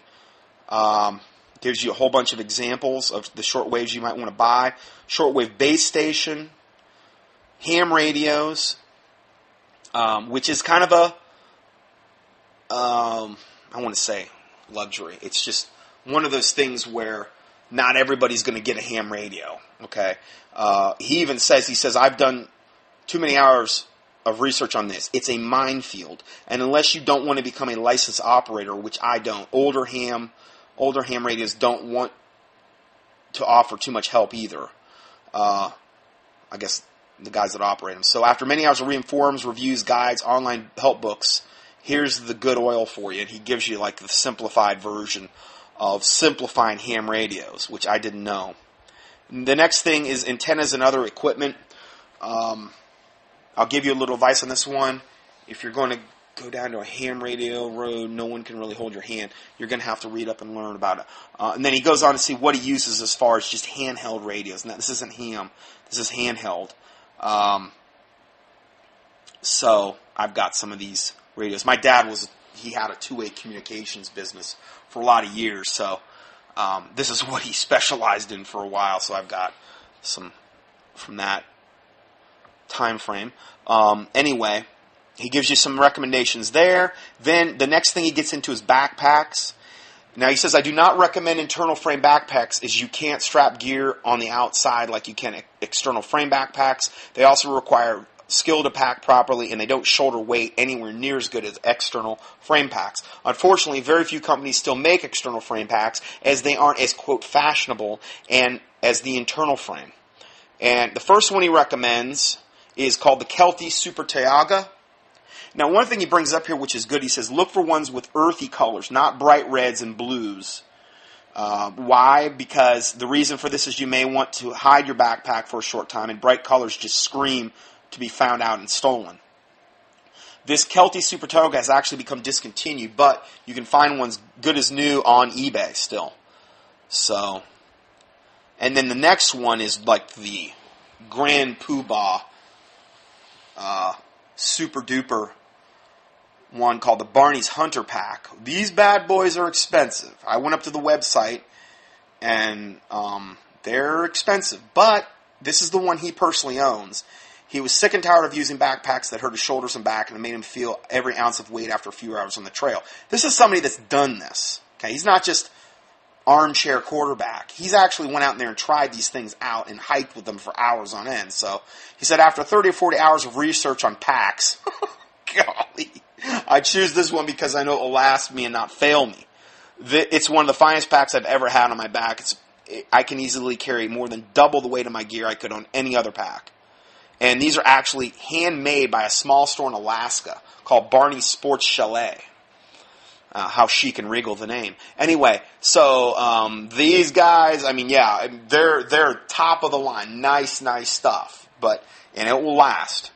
So next thing is the bug out kit. Now, I'm not going to go through all this stuff. This is the stuff. It says, below is the list of what goes in my bug out backpack. Now, he's probably got one of these larger Barney Chalet backpacks that I just mentioned. So, and it's a big one. You can get a lot of stuff in that. And he's got a lot of stuff on his bug out list. This is what I can fit in mine. Okay, so this is actually something he's went through, inventoried all the stuff in his bug out bag in this Barney backpack and shouldered the weight. He says, if I have to walk away from my home, this is what's on my back, on my belt, and in my pockets. The items listed here are my personal loadout, but yours may be different. But it can help with your ideas of what you may want to pack. So he gives this gigantic list of stuff. And that's like when I realized, wow, oh man, I need to get a bigger backpack. Or something. He's got a lot of stuff listed here. I mean, it's formidable. So anyway, I give you that list there, or he gives you the list, and so you'll have that. The next thing to think about is tents. With a tent, weight is everything. If you have to leave the comfort of your home, it will be one of the heaviest items, beside food and water, that you'll have in your backpack. The compromised tent makers are faced with the weight to size durability issue. It's easy to just pack a tarp in your backpack, but that's not going to protect you from heavy rainstorms, insects, and other unwanted creatures invading you while you sleep. A very good review of what to look for in a tent can be viewed here, and so it gives you a link to a YouTube link, and then he gives you 2 different tents that he uses and recommends. The Mountain Hardware Skyledge 3 gives you all the specs on it, and then the REI Quarter Dome T3 Plus Gives you all the specs on that. And it's top of the line. The next thing is boots. If there is a war in the Middle East and fuel prices go through the roof, then you'll be walking a lot more than you'll ever have, than you ever have. You will need a pair of boots that can handle a lot of miles on them. If the boots fail and the shops are empty, you, my friend, are in big trouble. There are so many boots and so many brands and so many models that change on half a year basis. It's impossible to recommend a particular brand of model and boot. As a reference, I own a pair of Oslo TPS 520 GV boots, and they cost me about $300 Australian. Now, I can hear you say, wow, that's a lot of money. But the pair I owned before this pair lasted me 14 years. And I wore them nearly every day of those 14 years. So they were they really that expensive? No, they worked out to be a very good investment, $21 per year. One item for your boots I will recommend is Superfeet. They are awesome supports for inside your boots and very inexpensive. And see if you can get the salesman to give you them for free to sweeten the deal when you purchase the boots. So he gives you a picture of the boots and the sweet feet, and then the navigation part. Now this is, this is worst case scenario bug out thing where you actually need a compass, and he recommends this Camalaga Mil-Spec Tritium Lensac compass. This one is the one they would use in the military. Make sure you get a military surplus one, not the retail version. There is a difference in the build specs. So he gets into all that stuff. He shows you how to spot a real one. It says if you live in the southern hemisphere, you must get your compass balanced for the southern hemisphere. And evidently, he says many times they'll do that for free, this particular company. He has a GPS listed in here, and he gives you the reason for it. He's using it as he says, I'm not sure if it will still function as a location device when everything collapses. But the beauty of this particular GPS, this Garmin 60 ECS, is that you can still scroll around and view all the maps and topographical features without a location signal from the satellites. It won't tell you where you are, but that's what your backup compass is for. So worst case scenario, it's a very detailed map of your whole country. I'm not 100% sure on the GPSs. Okay, so, but I totally understand his point there. Fishing. If you're near a water source and you don't have a fishing rod and tackle kit, you're passing up a massive food source. Normal fishing rods are too cumbersome in a backpack, but there's a solution out there. They're called pin fishing rods. And the only place to buy is from the guy that invented them, and he gives you the link to it. So it's a really cool thing. It's only 8.5 inches long when it's collapsed. Looks amazing. So anyway, he gives you all the stuff there. Clothing. This is one topic not widely discussed in prepping circles, but it's very important to consider if power water gets turned off. You won't be able to wash your clothes as well as you do now. This means that normal clothes will wear out much quicker due to the dirt wearing out the fibers. That's something that most people don't think about. I hadn't really. He recommends these, they're called BDUs, battle dress uniforms. One way to minimize this is to buy BDUs. They are designed for the rigors of war where men don't get to laundry very often. And the ones I recommend are the True Spec brand, as they're as close to mil-spec, meaning military specifications, as you're ever going to buy new. I did a little research on this too. True Spec Multicam BDU trousers with Nike ripstop. And I give you the links. I actually added the links into here where you can go to a place and get them. They're not cheap, but again, if it's something that you're going to have to wear, and let's say you're in the woods or the forest, you're going to want something really sturdy, durable. You might be on your knees, you might be on your elbows. They've got optional elbow pads and knee pads that you can get. They have a little espresso machine you can order that actually comes out the side. No, just kidding. Anyway, but they've got the True Spec Multicam, meaning multi-camouflage, True Jacket Nike ripstop, and that's the top part, and the trousers. And then I even put in here the ones for women's True Spec 24/7 ripstop pants as an option too. Now there's all kind of clothes. I just threw that in there, up there.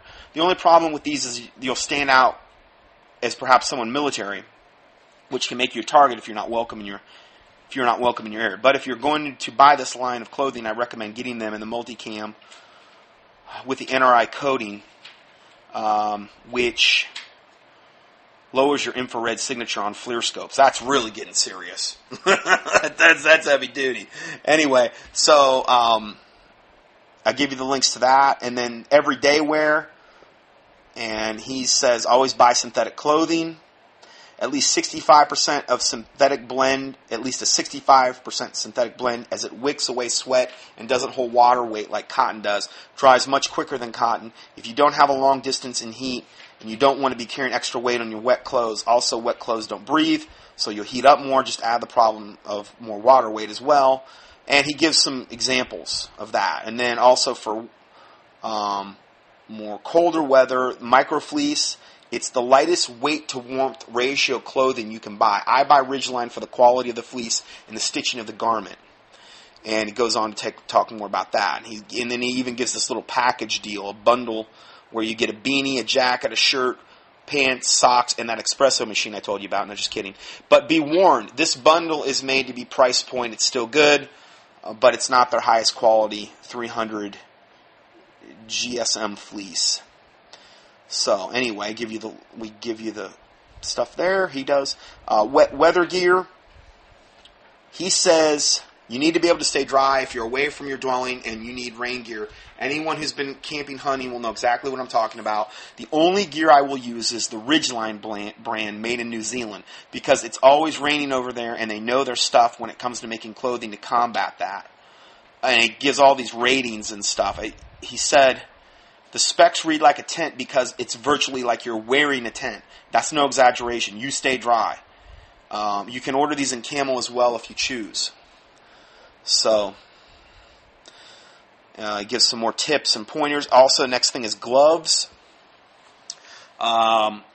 Just as important as a good pair of shoes or good gloves, you damage your hands and you're in serious trouble. See, you have to understand, when you're in the survival situation, and let's say the situation we talked about the first part of the study, you get injured, what are you going to do? I mean, a small injury, which might not be a big deal, which may be something you could go to a local doc in the box or center care or something for, that might not be optional.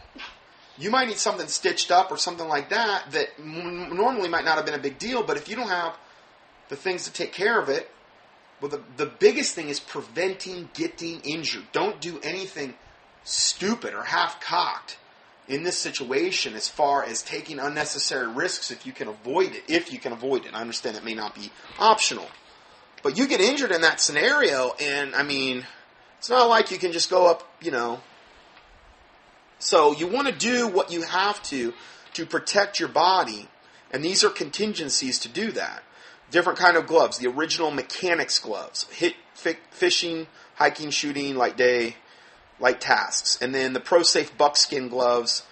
These are everyday household gloves. And then solid leather gardening gloves for using shovels, handle wire, heavy gardening tasks. So there's different kind of gloves for different applications. And then hats. The Bonnie hat with mosquito netting. These are cheap and worth every penny. This would keep mosquitoes and bugs off you if you were in that environment. A beanie. I like the beanies with the propellers on the top. It's a little more practical. You can get a little lift from the propeller up there and have that studious look about you. Anyway, just kidding. You can lose a lot of precious heat through your head. Again, cheap to buy and essential to have. I recommend a micro fleece beanie. These aren't to be confused with beanie babies. Okay, these are just beanies you wear on your head. Anyway, the next thing is a balaclava. The ultimate headgear for cold weather. But don't underestimate its ability to hide biometric facial features. This can be useful. Yeah, you're right about that. So again, it's more of you're just your face. I think it's just your eyes and possibly your nose or something like that. You're going to get a lot more protection. Optics. This will be important to see people before they see you in many situations, if the rule of law fails. The ability to distinguish between friend and foe at a distance will allow you time to evade or prepare for other courses of action. And he recommends the Dr. 8x21 monocular. This would be for a bug out bag because it's very, very compact. Okay, and then he's got a bigger pair, which really wouldn't be bug out bag material, but it's the Nikon 1042 Monarch ATB Realtree Camo binoculars. Now again, remember, this is a guy that's done a ton of research on this stuff, so he's not just throwing it out there, and he writes a lot about that. Next thing, hygiene. The Glock entrenching tool. Now this isn't, I don't think the Glock gun, I don't know if it has anything to do with that, but it's one piece of a kit rarely mentioned is the shovel. Ever wonder why every soldier carries one of these? Well, it's not just to dig trenches. We all have to go to the toilet, guys, and it's important to cover your waist. Even God thinks so. Read Deuteronomy 23:13. Now, remember what I said before about the sanitation issue? Improved sanitation is the main reason that a lot of the plagues from the past centuries were wiped out. Not vaccinations. But the vaccinations always like to take credit for it. They say, oh, look, we implemented vaccinations, and it was like after we had already had improved sanitation, and those things were already on their way out. And so the covering up waste in that type of environment is very, very important. Okay, this is the lightest, strongest shovel, most compact shovel on the market. It will be the first and last one you'll ever have to buy. These just don't break.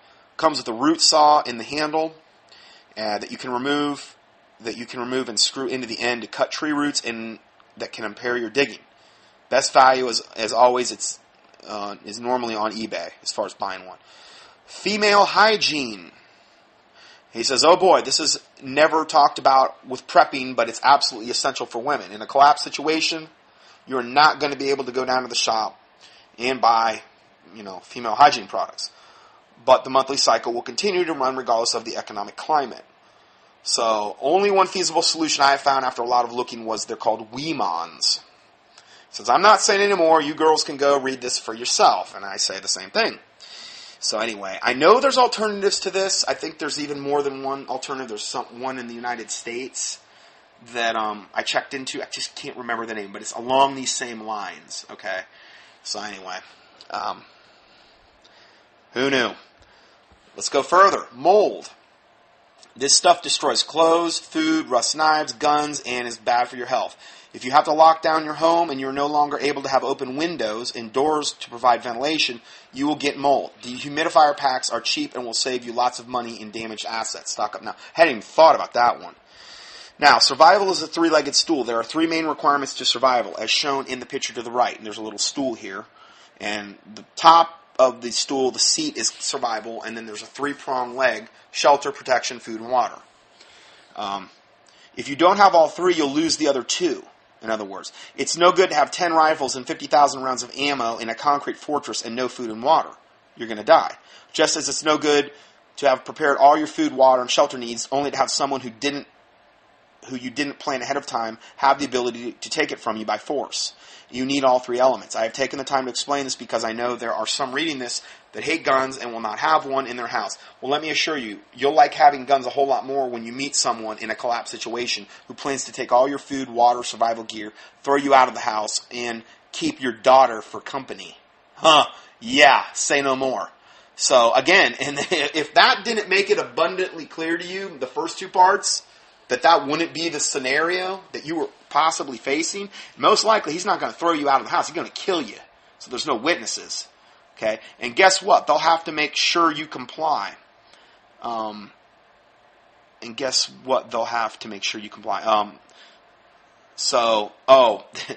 What will they have to make you comply? A gun. So again, now I'm not saying the Lord Jesus Christ can't protect you, but he brings up a very good point here. So enough said, and he goes on to security operations, guns, and he talks about the calibers. He recommends the following calibers, and I would agree. .22 rifle, he gives you some brands to pick from. Cheap, light ammo, only rifle to take in your backpack, small game, hunting. A .308 Winchester, long range, 800 plus yards. This is with a good optical scope. Also, there's an AR-10 Remington 700 Savage Model 10, a 12 gauge for close encounters of the prowling kind.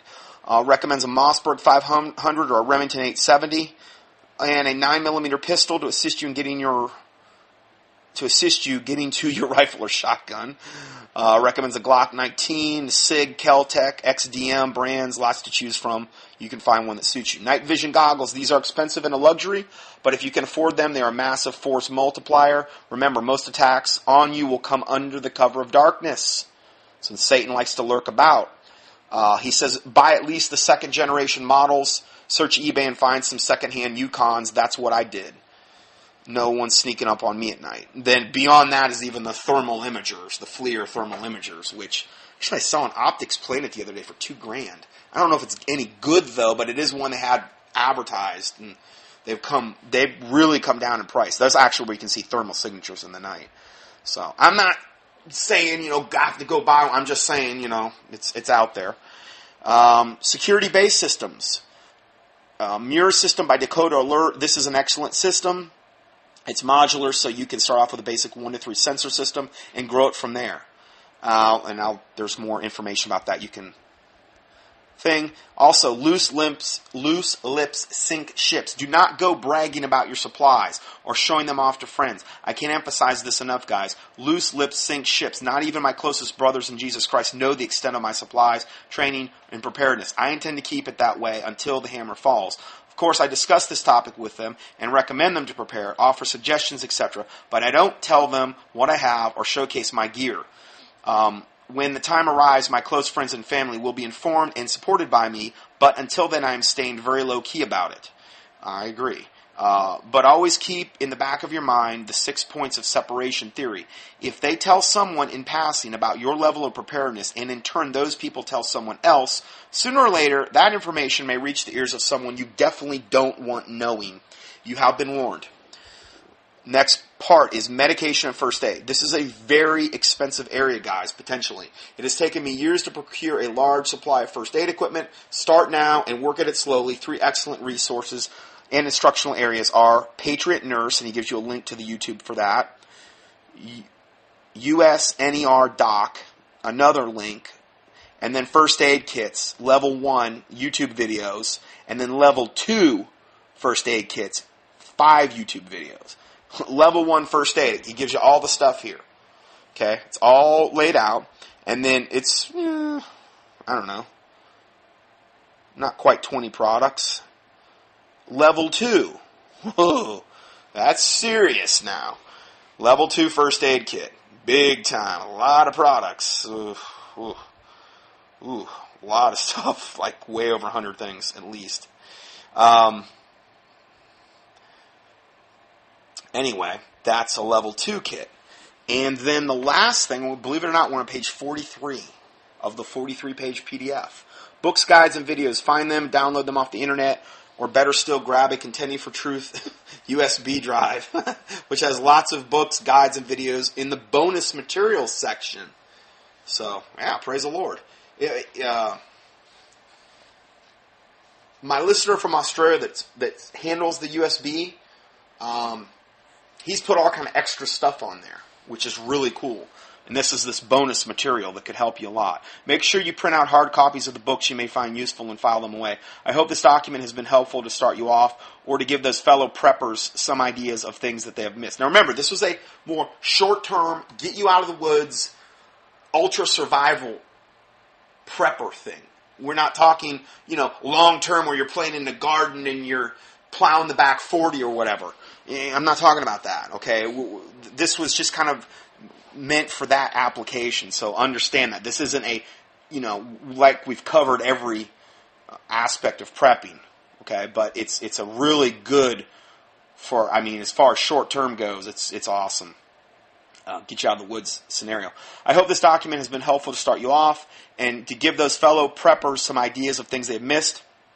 Always remember, we can do nothing without the Lord Jesus Christ, and your trust and faith must be in Him. And as it is written, be strong and of good courage, be not afraid, neither be thou dismayed, for the Lord thy God is with thee, whithersoever thou goest. Amen. So I'll go ahead and close this out in a word of prayer. I'm going to barely get this all in. I'm a 4-part teaching. Thank you, Father God, for this food. I'm sorry. I'm not even hungry. Anyway, thank you, Father God, for this time you've given us, Lord, and all you've done for us. Thank you for this information that we've went over today.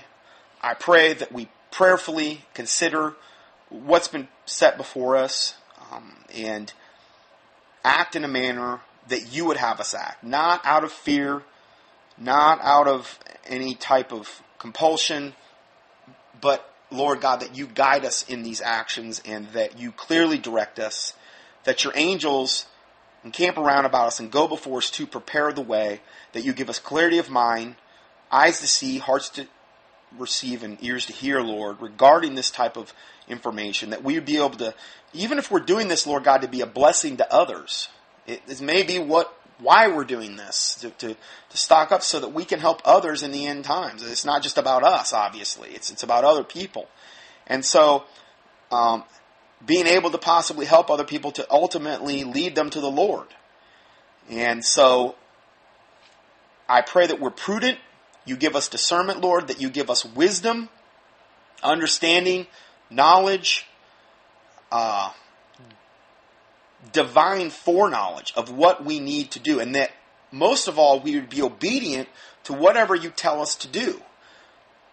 And Lord, that you forgive us for any and all sins we've committed as we forgive those who have sinned against us, that the words of our mouth and the meditations of our heart would be pleasing and acceptable in thy sight, O Lord, our strength and our Redeemer, that you would cleanse us from presumptuous sins and secret faults, that they would not have dominion over us, and that you use us mightily, Lord, in the days and times to come, and that your name be glorified through us and through the body of Christ, that you would protect the innocent, Lord God, the babies and unborn babies in the womb, Lord, that the moms and the dads and the teenagers, Lord, out there, those that will be saved, Lord, those of your remnant, I pray, God, for your protective hand to be upon them, the blood of Jesus Christ be over them, your angels would encamp around about them, and that you deliver them, Lord, according to your will from every situation that they're put in, and no matter what, Lord God, that we would have the strength and the faith to get through with whatever we're faced with, and that your name be glorified through us. In the name of the Lord Jesus Christ we pray. Amen. Flush, like you can find online with the olive oil and lemon juice and that, Epsom salts and that. There's many versions of it online. You can do a keyword search. But everybody is walking around with a toxic liver, and that creates a toxic environment in the bloodstream, in the body. The liver is like an oil filter. So if you've got a really dirty oil filter in your car, your oil is going to be dirty. Same with your blood. And it puts extra stress on the kidneys and these types of things. So you need to have your liver functioning properly, your gallbladder functioning properly, your organs of elimination, your kidneys, and your colon. You need to get enough fiber in. Do occasional flora that you can get at health food stores. It's in the refrigerated section. It puts back the good bacteria in your intestinal tract, which is probably gone if you've never done it, because all you have to do is eat meat that has antibiotics. That they feed the cows and the chickens tons of antibiotics so they don't get sick. Gets concentrated in the meat, kills all your flora. Any cycle of antibiotics you've ever been on kills your healthy flora. Sets you up for candida. I could go on and on and on about this, but having enough fiber in the diet, colon cleansing, these are all things you can get at a health food store. And if you haven't ever done that, I would highly advise you do it. I mean, you would never not get an oil, lube, and filter on your car. You never get a car and drive at 100,000 miles or until it basically, the engine oil light came on. You just keep driving and keep grinding it into the ground until it just, eventually the engine seizes up and the car's done. You would never treat a car that way, but we treat our bodies that way all the time. It's like the norm. And so, when I gave Taylor this choline, her face cleared right up. I mean, it was within like days. And she could literally feel her gallbladder vibrating. Younger children and teenagers and children, they'll respond quicker to specific clinical nutrient therapy than an adult would. Our systems are more sluggish. We might have had a whole lifetime to where we were beating our organs up and not taking care of them. Whereas a child, they'll tend to respond quicker and more readily than an adult will. So every skin case is a liver case. And the reason I say that is because if the liver's toxic, what will happen is the toxins, if they can't get out through the liver, through the channels of the liver, through the cytochrome P450 enzyme pathways, phase 1 and phase 2, if you want to be technical, if your body is unable to conjugate the toxins in the bloodstream, they'll come out through the skin, which is the largest organ of the body. So a lot of times eczema, psoriasis, acne, you name it, skin cases are, with eczema and psoriasis, you're really dealing with candida, yeast, which I would really, the mild silver protein that I recommend, I'll get into that later. That's the best thing for that. But you're also dealing with liver. So anyway, just kind of throw that in. That's what I specialized in I still do, but for 15 years. I've been studying clinical nutrition and how to apply it with patients for a good, about 20 years at this point. Just not in practice anymore. I'm doing this full time. Walked away from my clinical nutrition chiropractic practice so I could do this full time. The Lord's opened the doors to do this through, praise the Lord, the donations that have been sent in. And I've been able to actually walk, because I just felt like this was way more important, what we're doing now, to warn people. And so praise the Lord for that. So anyway, I said I was at an expo this weekend, back to this thing about long-term food storage, and I found this long-term food company and really like them, as their ingredient list is not loaded with these chemicals. They even have some organic long-term foods. Talked to the owner. He seemed like a really nice guy. It's noahspantry.com, www.noahspantry.com. There's a link here I gave you. And the thing I liked about it is I looked at their cans of stuff, and it was like 1, 2, 3, ingredients, 4 maybe. That's what I wanted to see. Most of these other companies like eFoods Direct and you name it, they've got like all of these ingredients, and it's so much of it's hidden MSG. If you want to know what that is, just key in hidden MSG monosodium glutamate, which is a neurotoxin. Excitotoxin is actually the technical name of it. Just key that in. Key in hidden MSG. And you'll see all the ways they hide it in products. It's horrific for you. It can cause headaches and all kind of neurological symptoms, and it's really, really bad stuff. There's whole books that have been written on it. But it's a taste enhancer, and it will get you addicted to the wrong types of food. So they hide it in all these different ways in a lot of times very, very cheap foods. We'd like to welcome you back to part 3 of our End Time Preparedness Prepper Mega Study.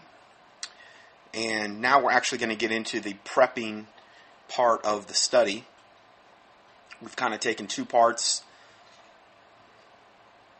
as I don't want to say intro, but I don't know, I guess to get us in the mindset of understanding why some of this, what we're going to be covering right now might be necessary, just one aspect of it. Now, what we're going to be talking about in the next, I've got 16 more pages to cover. No, hold on. I'm sorry, 26 more pages. Is going to be kind of a comprehensive look at things that would be of, let's say, immediate need if things started to really get bad. The last part of this is going to be looking at specific products. And these products are more of a, if you were going to, like what they say, bug out type of scenario. So, I'm not saying that this is going to cover every aspect of preparedness, prepping, and all. We're going to hit a lot of points, but it's in no way really exhaustive regarding this whole subject, because the subject is beyond vast. And there's just no way to really cover it. I would probably have to do a 20-part study to cover all aspects of it. And I'm not saying this is my absolute, I'm the be-all, end-all forte. I know all about this stuff. I know some. I've been gearing up for a long time, doing a little bit here, a little bit there as I can. And I'm just going to kind of try to pass some of that on to you, the information I've learned over the years. And we'll start off by a question I had regarding long-term food company recommendation. I had a listener write me the other day, and he said, are eFoods Direct products a good way to prepare? He gave me a link to them. Or what do you recommend for long-term food storage? My reply was they're okay It's just that virtually all these companies load their products with hidden MSG, chemicals, and other garbage to improve the taste.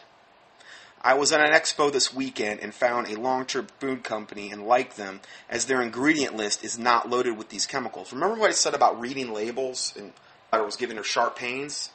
And the gallbladder is literally, it's like if you find your rib cage on the right side, in the front, the lower part right before the ribs end, if you come up, there's a little indentation in your ribs, and if you press in there, if that's really tender, it's typically gallbladder and or liver stress. And in today's day and age, there's so many things that can gum up your liver, and think of your liver like an oil filter. And it's very, very easy to get a toxic liver, a gallbladder full of stones or sludge. I did dissection for a year straight in chiropractic college. And every single cadaver that I examined had a sack full of gallstones, without exception. It never varied. Didn't matter. And that was one of the things I always checked. Most people wouldn't even think to check that. But they had a sack full of stones. It's the norm.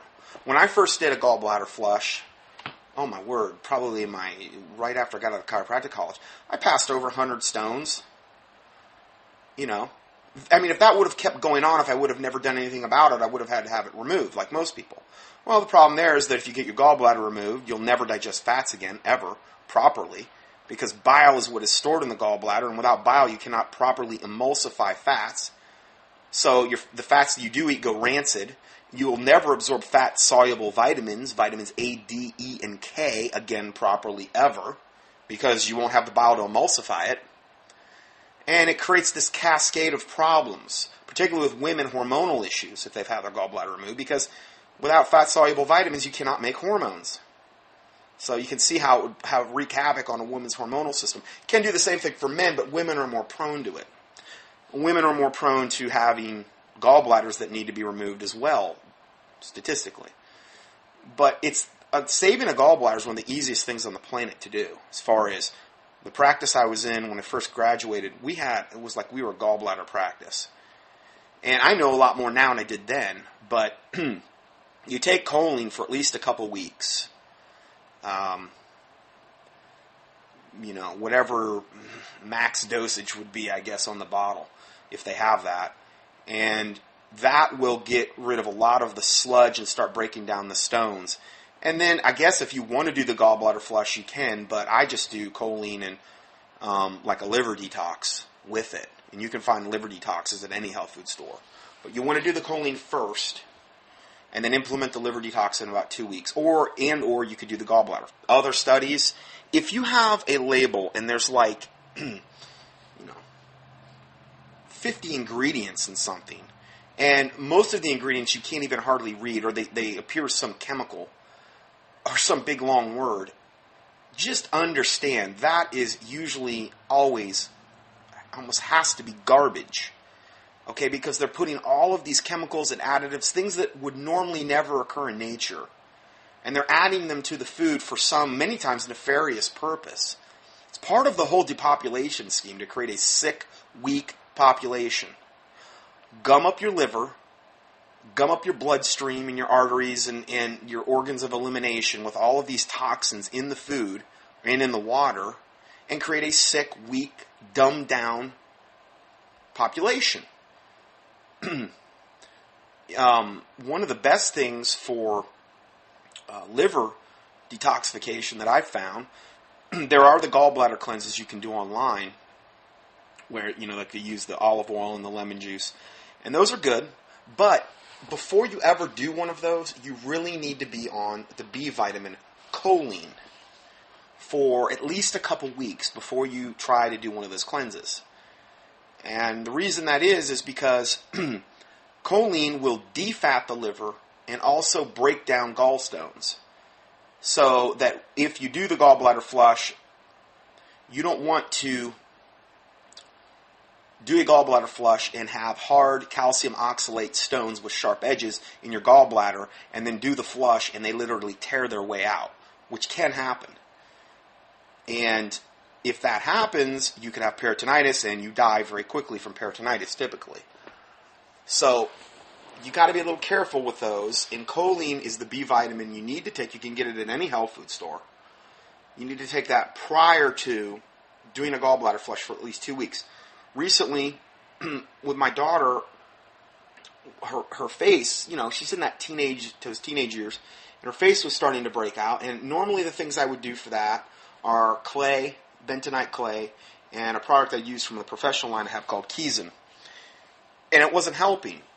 And I implemented some choline, and her face cleared right up. I mean, it's perfect.